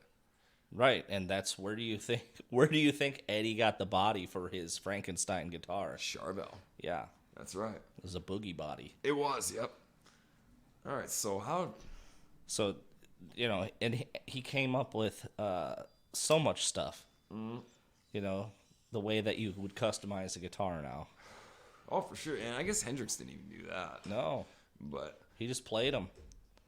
Yep, and pretty well changed the entire world. But where does this go with Alice in Chains? Well, we were talking about how they're so good we can't talk shit on them. That's right. We got to talk shit on the Rolling Stone magazine. Which, that's a game that'll never end for me. But, no, Alice in Chains, yeah, talking about just different fun facts as they relate to us or whatever the hell, personal experience. I remember, I would have had to have been 16. Before the internet and everything else, if you want to see music on TV, you pretty well had to watch whatever late show it was, and hope like hell they had a cool musical guest. And a lot of the time they did. Yes, they did, and we could go down that rabbit hole. But I remember Alice in Chains being such a loved group to me that I would have just gotten my license, so getting that freedom to go out on the weekends and everything else, I remember cutting short my partying that night because it was a Friday night and they were going to be the guest on Letterman. And I remember just like, all right, guys, I got to go, see you tomorrow night or whatever the hell, just leaving whatever I was doing, which I can rest assured was probably getting drunk. But yeah, I remember speeding home just so I could get there in time for 10:30 to watch them on Letterman. Do you remember what they played? Again. And We Die Young.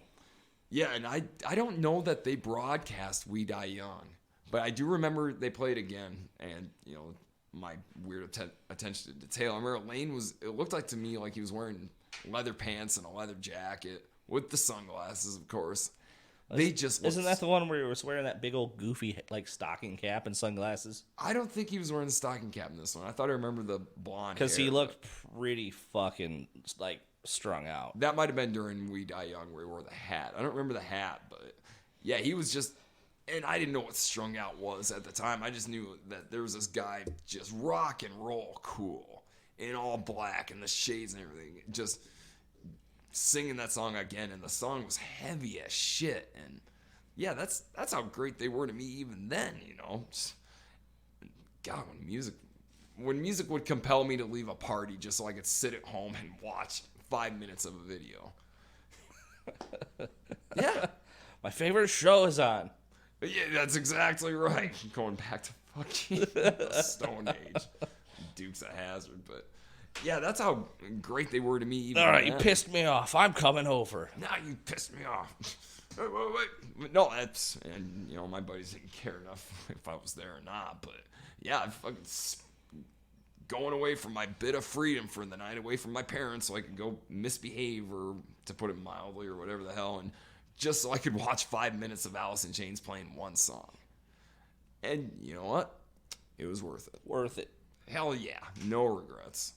But yeah, that's how tight, even when you get to the very end of Lane's really career, I mean, it just really, only in hindsight can you appreciate just, number one, what a miracle it was he could do anything anyway, but just how fucked up he was. I mean, you go to well, we talked about Goddamn where he's hitting a fucking crack pipe, but then you get to where a few years later, which boy at that time seemed like a lifetime ago, they did those 2 tracks for their box set.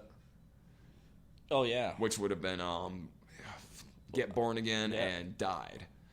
Go back and listen to those songs, because there's a couple of things about that. One, the song Died, I'm pretty sure was about his I cannot recall if the woman had died at that point or not, but his girlfriend Demi Perrin. Those lyrics, Jesus, aren't they so fucking just depressing? I mean, they are suicidal. They're horrible in a good way, I mean. But then you listen to the vocal track of that, and you listen to the vocal track of Get Born Again. Listen to him try to say S's. He can't. Right, just like the Unplugged. Mm-hmm. Yeah. Unplugged, he wasn't quite far gone as far as why he couldn't say S's. By 98, he had lost a lot of teeth. His fucking teeth had rotted out. That's like Keith Richards material there, you know, if you're in that bad of a way. But yeah, like, you listen to the vocal tracks of Get Born Again, which was on that DVD I watched yesterday, and it's so I hate to use the word, but sad, because he's just that's for it. It's like, oh my God, you know, he's still amazingly enough in that state had the vocal power, you know, and could sound awesome, but like, you can't make those S's because his teeth had rotted out. And then I think he could only be in the studio for like a day or something like that, then had to fly back to Seattle.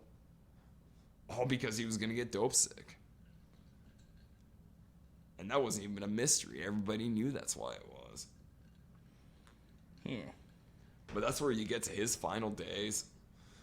That book that I read was great. I would definitely recommend it. I think it's The Untold Story or whatever, but his final days, I was reading about it last year, you know, with the benefit of hindsight and having gone through what I went through.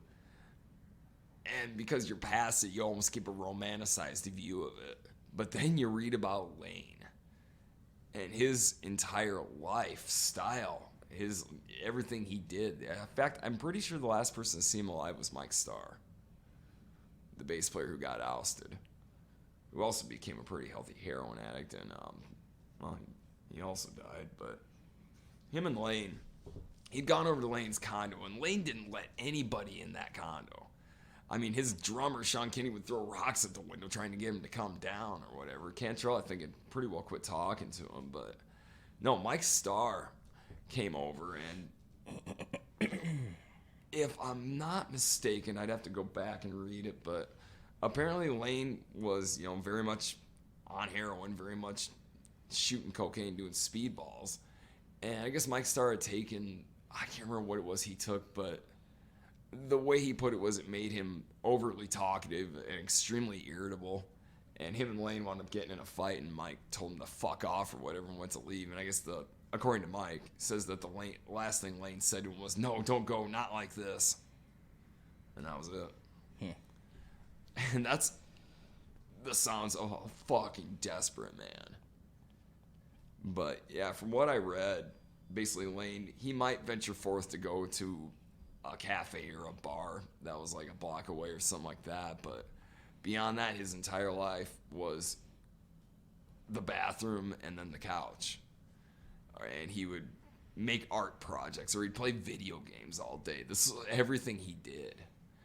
And they said that when they found him, the only reason that they checked up on him was because he quit withdrawing money. Oh, yeah, for like 2 weeks? Yeah, like that was their clue, was he's not taking money out anymore.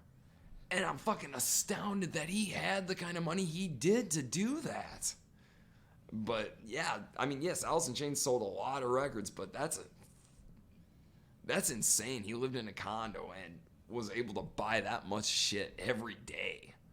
But anyway, yeah, I guess that was his life, was he might walk a block to whatever bar and he'd sit by himself, or basically he'd be in his apartment playing video games, making art projects, which I guess was just spray painted nonsense, or walking to the bathroom because on the carpet they said they found like stains leading to the bathroom of, heroin, hitting the floor. But no, they said when they found him, he had one syringe in his leg and the other one in his fist. And I think the one in his leg was the cocaine, and I think the one in his fist was the heroin, and he would have just taken it out. But the thing that disturbed me the most about that retelling was not even all those facts, not even the fact that he'd been dead for a good 2 weeks or whatever it was, not the fact that there was a cat that monitors every move. In fact, once put out a fire when he caught himself on fire. But that he was sitting on a bunch of used syringes. Wow. Yeah. He's so gone that when they found him, when they removed his body, they found a pile of used syringes under him. He'd been sitting on them.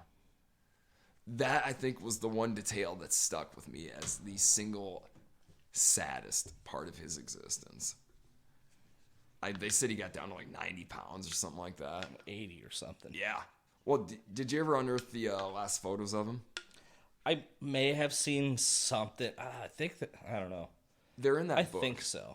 They're in that book. He's wearing real dark rimmed glasses, like eyeglasses. Hair is super long and just weighs nothing. Yeah, and for his part, I know the one interview that he did with Rolling Stone was, I think they called The Needle and the Damage Done. Yeah, real subtle. And even at that time, I think it would have been 95, the year the self-titled came out. Even then, he was brutally honest with them, and they kind of fucked him over too. They sensationalized the hell out of one topic of conversation. But no, they pointed out that he was wearing fingerless gloves, which if you ever look at the photos from Mad Season, that band they did with Mike McCready, he's wearing these gloves, and those gloves, Phil Anselmo was wearing them in the very early 2000s. That's to cover track marks on your hands. So when they asked Lane if he was still using, they made a point to illustrate that he had gotten up to go to the bathroom and was in there for like 10 minutes or whatever the hell, and was wearing fingerless gloves, but he tried like hell to tell them and the readers, said, people are getting the wrong idea that I'm glorifying this. I think his exact words were, "I'm walking through hell right now. And I wish people got it, because nobody should be doing heroin because they think it's cool. This is the single worst thing I ever did with my life." Yeah, he's blatantly honest. If you take that and you listen to the lyrics of Dirt, he really is laying it out. but the song Junkhead that we were discussing so much earlier, I think people were going to miss the sarcasm, which I know for me as a 13-year-old, I missed the sarcasm. But listening to it, it sounds like a very cynical, sarcastic joke. Like the bleakest humor you can imagine. I don't go broke and I do it a lot, Yeah, I really do believe that even then he was trying like hell to warn people. I fucked up. Don't do this. To the point where they called the album a drug apology for the longest time. They being critics, pundits, and what have you. Yeah, critics that are just cynical assholes. Yep, and that's why Styx will never be respected. Adam Sandler was right. But okay, you got to be reading something good because I think I've talked for 20 minutes straight. I don't know. I was just trying to read most of what you were saying. Really? Yeah. So was I right? Was I factual? Or? Yeah, for the most part, I believe so. All right. Anthropologist strikes again. But yeah, so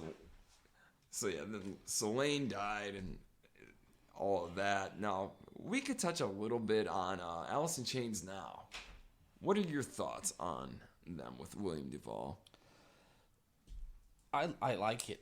I think it's fine. And I think the only reason it's fine is because you have Jerry Cantrell.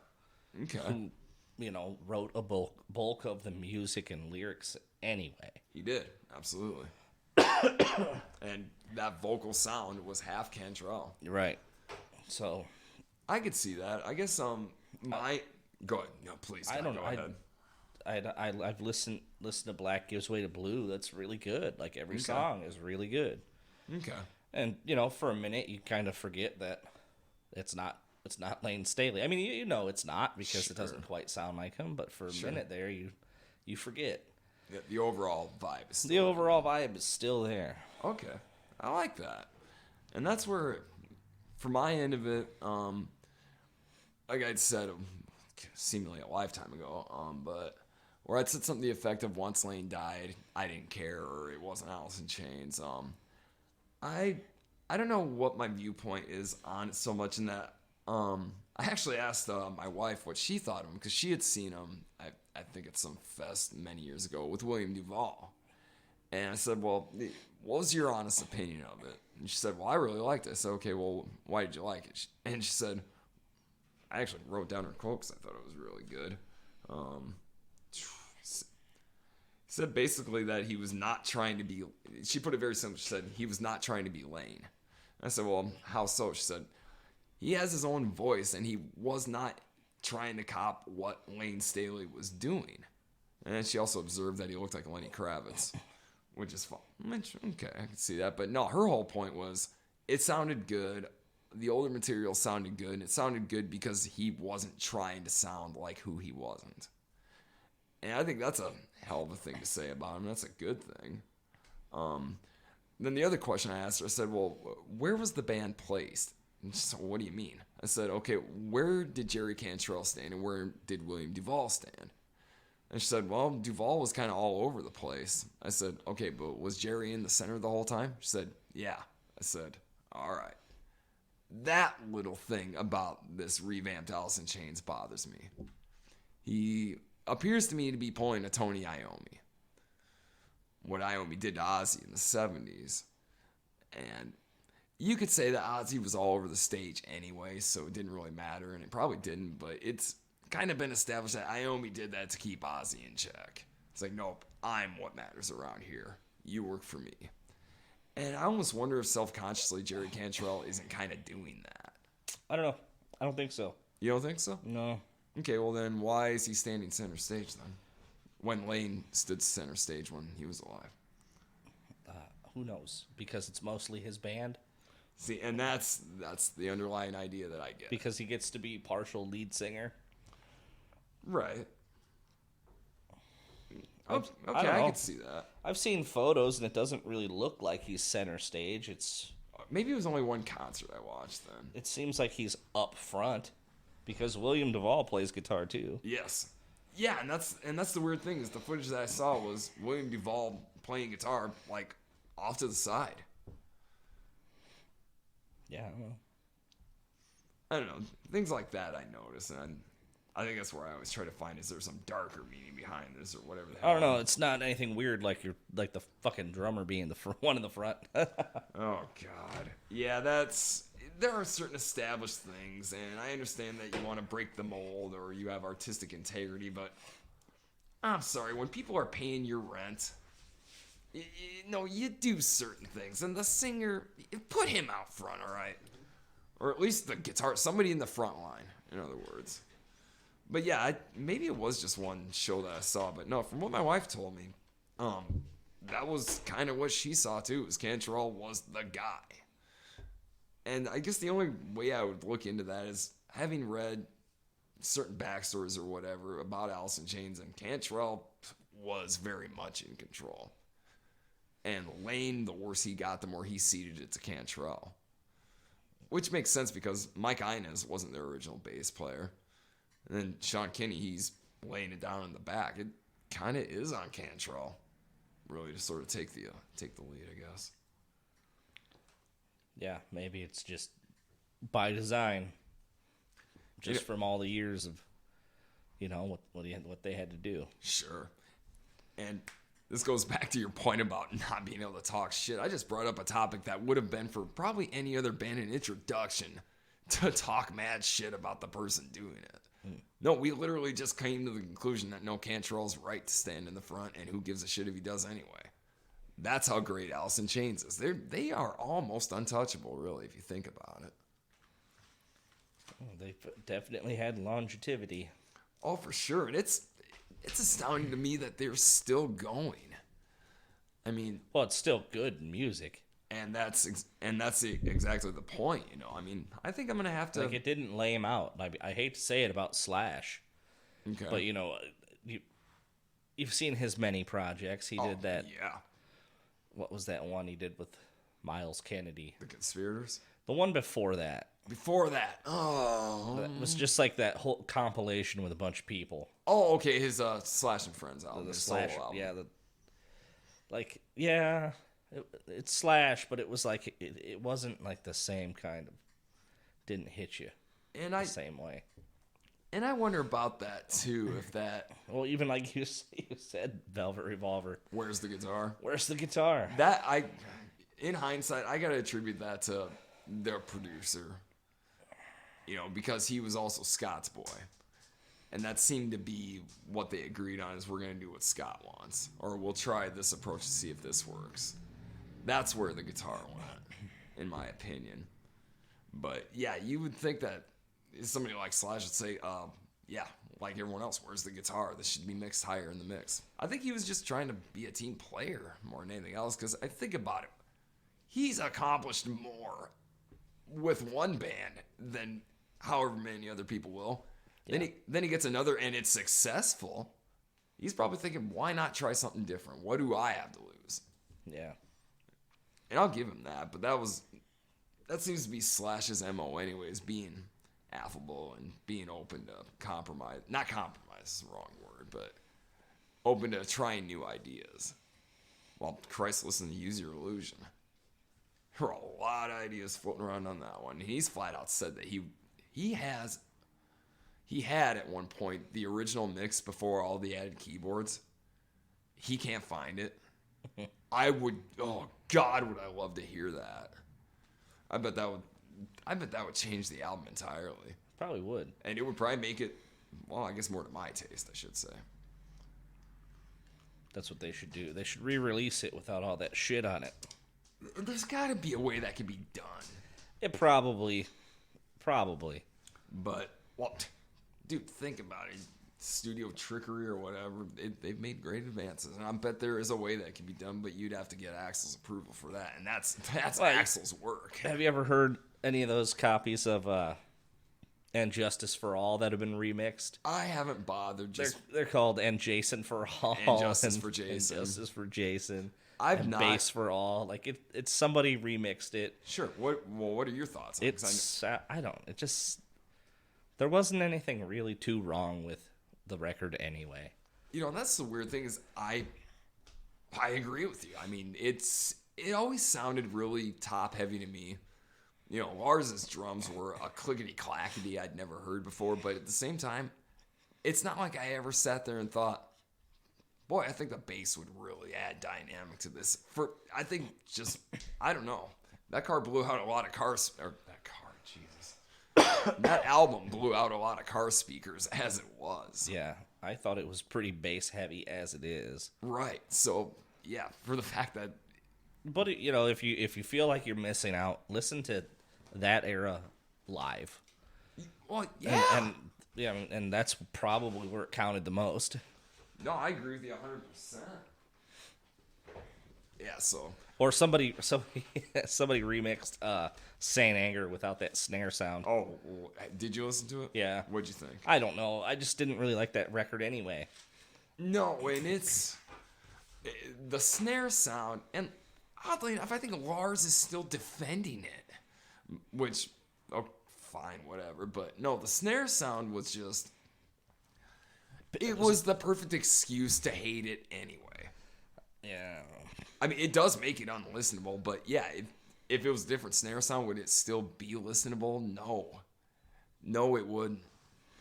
I don't think that, like I said, I heard one of those remixes. I don't think it's unlistenable. I just think that it's boring. Oh, maybe I think you're right about It's boring because they wrote boring songs that time around. Right, and that's very much Chinese democracy. Yeah, if Metallica has a Chinese democracy, it's Saint Anger, because those songs are not bad songs at all. They're, the amount of talent it took to put those together and perform them is great, but it's so boring.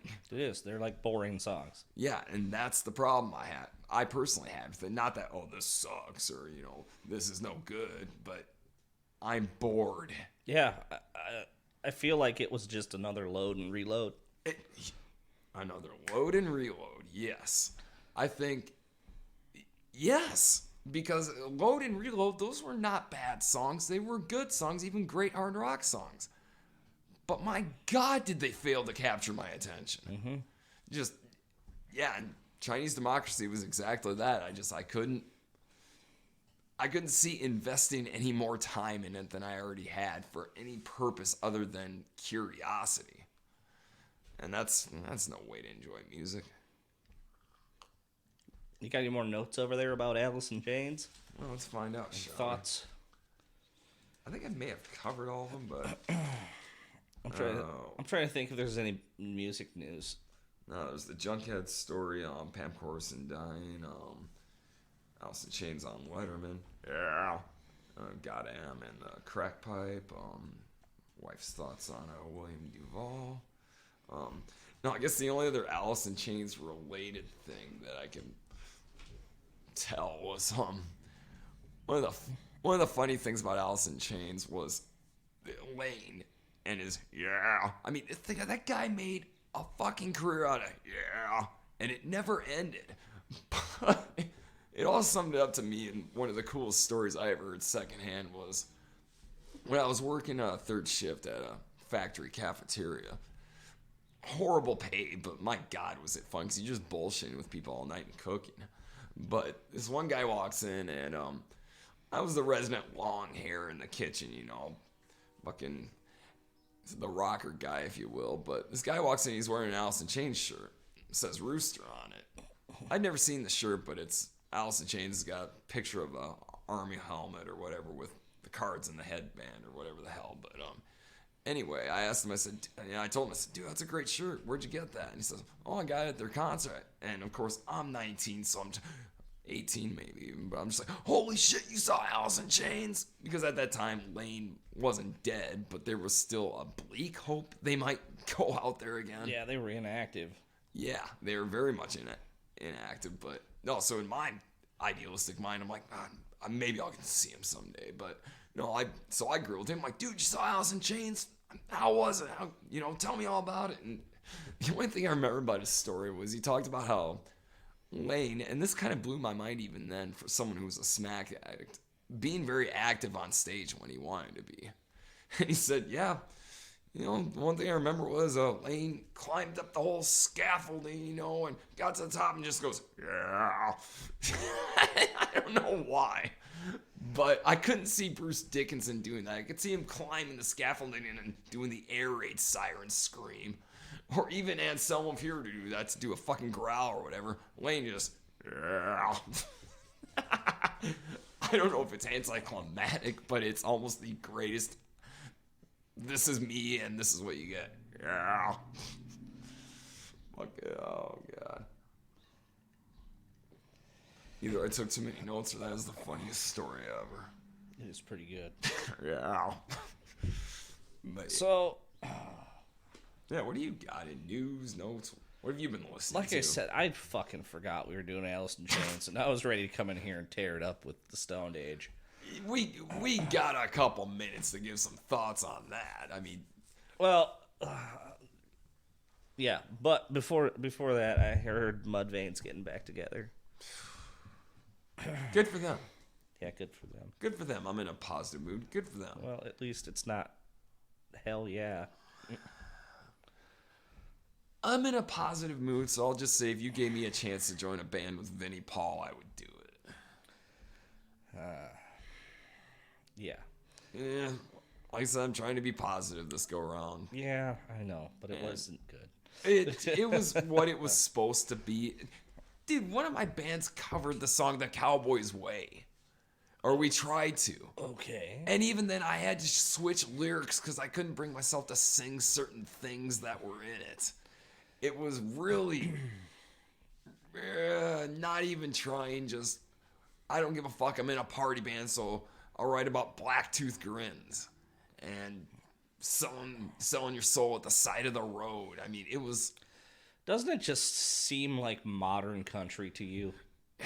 Yes. Yes, it does, because it's all under the banner of a pop producer. You know, modern country makes it safe for people to listen to rock and roll in houses that they can't listen to rock and roll in. It just never really seemed like a metal band like it should have. No, and I don't think it was meant... Honestly, I don't think it was meant to be a metal band. It was a party rock band. Well, party rock band sounded like fucking bullshit country, if you ask me. Alcohol and ass. Yeah, that was... Awful. I'm sorry, Vinnie Paul, but that's the worst thing you've ever done. It was, to me, exactly what it sounded like. It was a guy from Illinois who had moved to Texas, bought a cowboy hat, and thought, what's the most cowboy song I can write right now? I got an alcohol and ass down to Texas. Right. Yeah. Damn it. Alcohol and ass or alcohol and ass? Which of the two is it? Man. If it's alcohol and ass, I kind of got to give a little credit for wittiness. Yeah. A little. But, well... So anyway, I heard that news and I was like, do I like Mudvayne? So I listened to LD50 and I was like, nah. Didn't. Mudvayne, they were another band that completely flipped from their first album to their second album. Their second one I think I liked better. Because they started writing like, they did kind of what Filter did, really. That they had their one, Hey Man, Nice Shot era, and then they went to writing like almost pop songs. Mudvayne kind of did that. Well, I think, their third one for sure, I definitely fell out of. I think that was called The New Game or something, and I think it had like, I think that record had a theme to it where it was like either a contest or an actual game where you solve a mystery or some shit. Good on them for being creative. Once again, I could be fabricating this. For some reason, I think that's true. It sounds crazy enough to be true. I don't know why I think that's true, but for some reason, I think that that's true. It sounds crazy enough to be true. That's the damn thing. But no, Mudvayne, and like I said, I won't say anybody sucks because I'm talking about them. They ain't talking about me. J-Rock, y'all. But Happened to you, it can happen to me. Yeah, could happen to you because it happened to me. J-Rock, y'all. All right, obligatory Trailer Park Boys reference out of the way. No, I just it was new metal, and then it was new metal with a pop sheen, and these are things that tell you what, they were big at the time, and a lot of people liked it. I just didn't. That was when I was really diving into the Black Label Society end of things. So yeah, Mudvayne wasn't gonna be in my wheelhouse. Well, I saw them in the the early 2000s. Did you? Was this during the face paint era or the alien makeup era? It was the face painty era. Okay, so It was their first record. so Kiss on bath salts then. Bath All right, salts, yeah. this is not a bad thing, but yeah, what'd you think? Well, so they were awful live.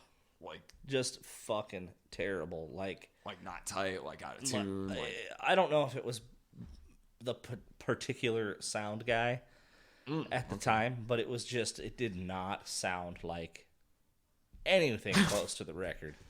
okay, I see. I mean, not that like sometimes it's a good thing. Well, sure, like Fear like- Factory. Yeah, like God, live they were great because of the energy. right.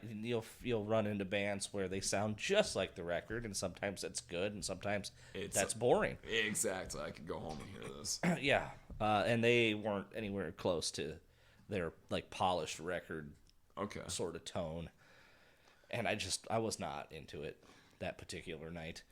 no, and sometimes a band will get you on a bad night. I mean, I'm trying to think of performances that I've overtly hated, as opposed to being indifferent to or really being jazzed for. And the only one I could think of offhand, oddly enough, and keep in mind I went to a couple Ozfests, so which is almost begging for hatred, considering the era for me. But no, the one, and boy, are you gonna give me some shit for this one, Chad, and I deserve it. But Creed, I saw Creed on purpose. It was on the Human Clay tour, and don't even ask me why, because I couldn't even tell you. But the only thing I'll say for Creed is they were good background beer drinking music at the time. But anyway, so I thought, well, fuck it, I'll go see them live. I got nothing else to do. It was Creed, Seven Dust, and Three Doors Down, who I'd never heard of at the time. They were a real new band, but I thought, well, okay. That definitely sounds like a lineup that would be that lineup. I'll tell you all about it. Was this Seven Dust when they played that high school here around here? No, they were in Ames at Hilton Coliseum. But Oh, yeah, stepped up their game a little. a little bit, but yeah, supporting Creed, which I think that may have been one of the reasons why I was so apt to buy a ticket, because that didn't make any sense to me. Seven Dust being a very heavy band, although I was always wondering why they had two guitar players. I didn't think they needed them both, but yeah, there was Seven Dust and then Creed, which I thought, if anything, this would be interesting. Seven Dust, I'll say, was great. They were the only thing that saved that show. Very high energy, sounded great, and there are a few Seven Dust songs I still have a soft spot for, but no, Creed, pompous and arrogant, and I'd been to church enough times to know what a church sermon is like in a modern setting, and all I could think is if I wanted to go to church, I would go on Sunday. This is not why I'm here. You know, people in the crowd with their arms lifted over their head like they're in a revival meeting. Scott Weiland, the only thing he says to the crowd is, "We're here to uplift everybody tonight." I'm just, what is this? This is not a rock concert. I've been suckered Yes. into going to church. And then the song with Arms Wide Open. I was familiar with it because, I bought the CD, but so I knew the song existed, but it seemed to me like a hidden type of put it on there to make somebody happy and leave it alone. No, they played it live, and I remember being like selfishly angry young man, offended that they would waste my time playing this song about his fucking kid at a rock concert. But this is when I also found out after that the demographic is in his hands. Because I remember bitching to my friends about it that I went with this couple who had just, their first son had just been born. And I remember bitching to them going, okay, you know what, whatever, but why the hell do I have to hear a song about his kid? I don't have kids. This is not our kid. Why are we listening to this? And the guy that came with me is like, yeah, if I could, I'd write every song about my son. And at the time I thought, God, that's fucking lame. That is fucking lame. But then again, how many other people with kids thought, oh my God, this is how I felt when my son was born. Here, I welcome you with arms wide open. He fucking nailed the demographic. So good on him. That song wound up being a #1 song, which blows my mind. But anyway, Three Doors Down. There was only one band in the history of my concert viewing up to this point, and I imagine forever, that has ever put me to sleep in a live concert setting, and it was them. It was them. They came on stage. I remember thinking, okay, lame name, whatever, but fuck it, maybe there'll be something good here. No. Next thing I knew, my buddies waking up. Hey, we gotta go get a beer. Seven Dust is gonna be on soon. I went, what? What about that other band? Oh, they're done. I'm like, I slept through that? Yeah, and we're talking about in an arena, okay? It's loud. It's pretty amazing that you fell asleep during something like that. Slept through their whole set. They were that boring. So by the time they're a fucking platinum selling band. Which sucks. And they played Trump's inauguration, so take that however you want. But no, I remember listening to the CD going, maybe I'll give it a chance. No. It was just as mind-numbingly boring as it was when they put me to sleep live. Yeah, so I can only think of one concert I've ever been pissed off about, and it was that one. I wasted money on this shit. All right, so okay, help me out. How does that relate to Alice in Chains? We were just talking about news, and I said Mudvayne was getting back together. Okay. That's how we arrived there. The worst thing you've ever seen. It was Three Doors Down, no question. We're talking about the early 2000s. God, how did we survive? We played our own music. Yep, lived in a hole, as Anselm was saying about. You're right. I ignored fucking everything that was going on around me. I mean, I still hear stuff where it's like, what year did this come out? Yep. Why didn't I hear about that then? Tell me about it. Well, and even not too long ago, I remember messaging you one night when I was at work on night shift. And I'm like, I said something to the effect of Atreyu should be fucking tried and in prison for their cover of Bon Jovi. When the fuck did this happen? And you're like, that was 5 years ago. What? Yeah. I had no fucking idea. Yeah. Oh, God. No, Yep, Alice in Chains, yeah, I don't have anything bad to say about them. Part of me almost wishes I did, but no, anything that would even have been a misstep is just like, either, they were in on the joke, or, for Christ's sakes, they were 20 years old, or even, as their career fell apart the first time. I don't think, so let's just think here. Facelift, Dirt, Sap, self-titled, Jar of Flies. Facelift, Sap, Dirt. Whatever. Jar of Flies. Whatever the order is. Whatever the order is. Right. I don't find myself skipping any of those songs. I wish I could say the same thing, but I do, not because they're bad, or not even because I don't like them, but more often than not, I'll find myself revisiting them later because they were always the songs I would go past, like, dare I say it, Angry Chair. It, to me, just starts out this do, with this real rudimentary guitar playing that Lane was doing. Something that I would have done when I was 15 trying to think I could write. But I think what you're getting at about that guitar riff there is that it sounds off-putting. Yes, it does, and it's probably supposed to. Probably supposed to, yeah. Yeah, and that's where it's like, I can't badmouth the song, but to my personal taste, it's one that was one that I would skip over, I gotta admit. But beyond that, yeah, even Rooster I wouldn't skip over. Yeah, even the ones we've probably heard 10,000 times before. But yeah, speaking of off-putting though, by the time of the self-titled album, go back and listen to that. Because it is it is ill is what it is. I mean, some of the stuff they're coming out with almost doesn't make sense, but that's essentially what it was meant to do, give you the mindset. And like I said, having done what I've done with my past, not to be like, oh, you got to do it to get it. No, you don't, but it certainly helps. And that's where, after having gotten past that period in my life, going back, put it this way, I gave away my entire Alice in Chains collection to a buddy of mine. Because he was looking through my CDs like, whoa, Alice in Chains, it looks like you got all of it. And I, without even really thinking about it, I said, dude, take them.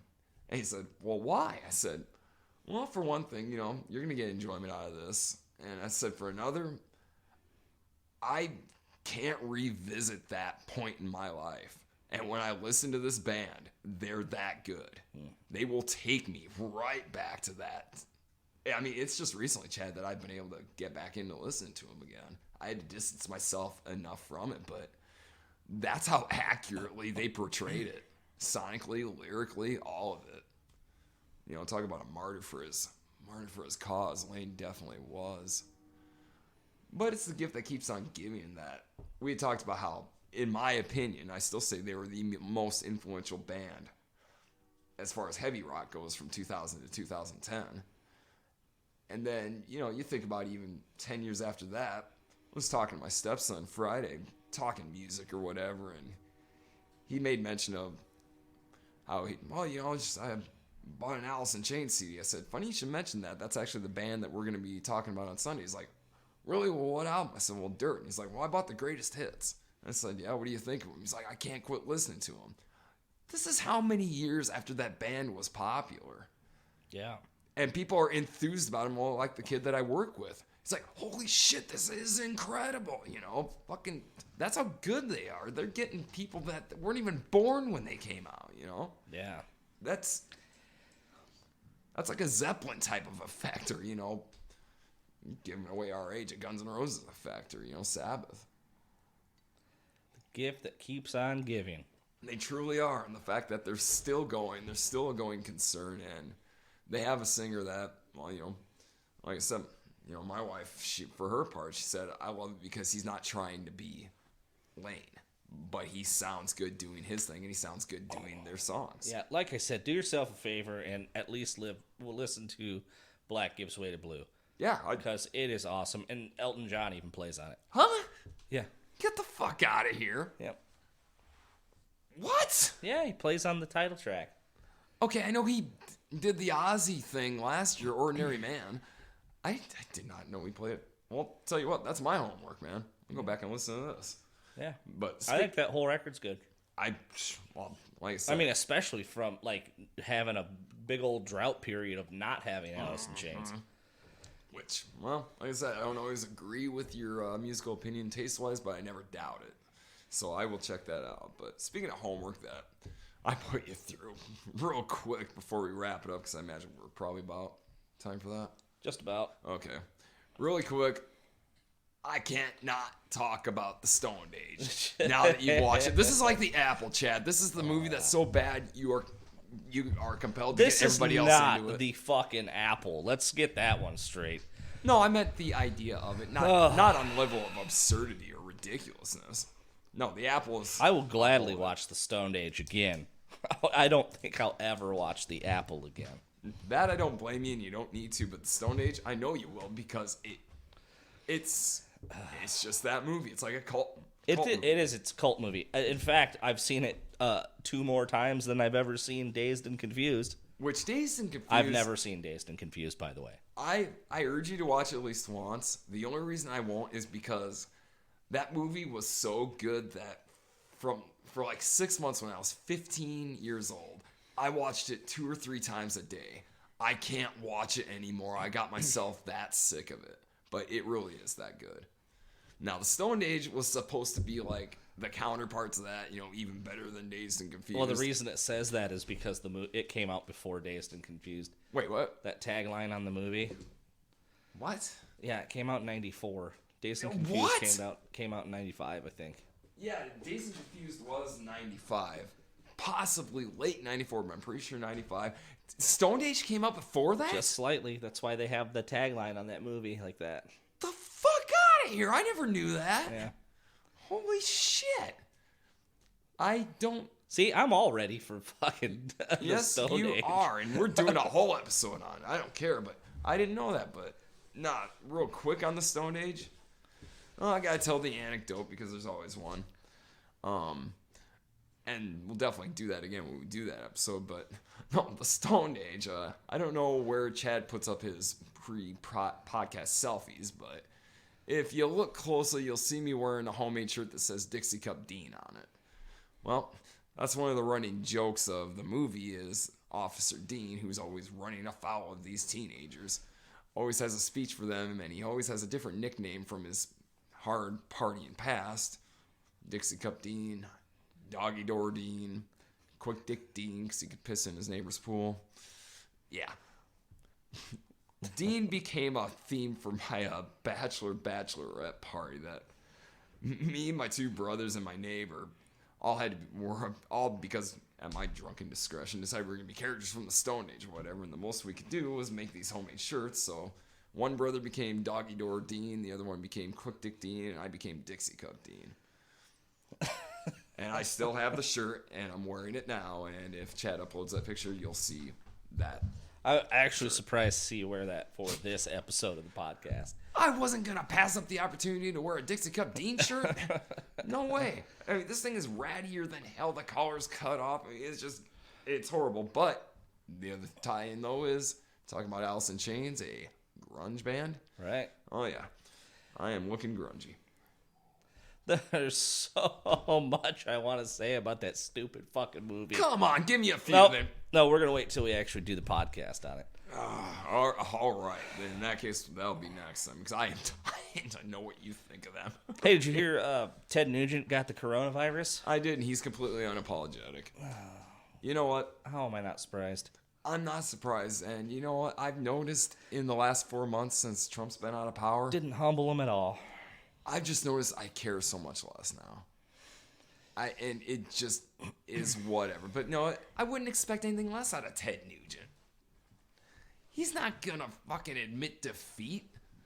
Oh, of course not. Except when he's is behind the music when he talks about, I don't know who the bigger Gomer is, the people who rip me off or me for letting them rip me off. That's about the most you hear of him ever admitting to doing anything wrong. Mm-hmm. You know, don't worry about the underage groupies or the one he adopted, mind you. No, the people ripping him off. That was too much for him. You know what? I still love the music, though. That I struggle with. I struggle with it, don't get me wrong, but I kind of can't help but just what the doctor ordered. I'll listen to it. Maybe it's the one Derek Holmes sings. Maybe that makes it okay for me. Maybe it does. Maybe it's the Derek Holmes band. Or the St. Holmes, right? Derek St. Holmes, yep, because him and Brad Whitford from Aerosmith had a band at one point, Whitford St. Holmes. But yeah, maybe that's it. Maybe if Ted's singing it, because I don't care to listen to Cat Scratch Fever, but I'll sure listen to Stranglehold. Yeah. I think that's it. I think that's how I justify it. All right. I think that's an acceptable answer. I think I'll take it for today. All right, so anything else before we wrap her up? No, I don't think so. I think we're good. All right, I think this one was good. So till next time. This is Chadwick on Tippett. And Joshua for you the hard way, Lee Johnson. For one more last time. Hasta.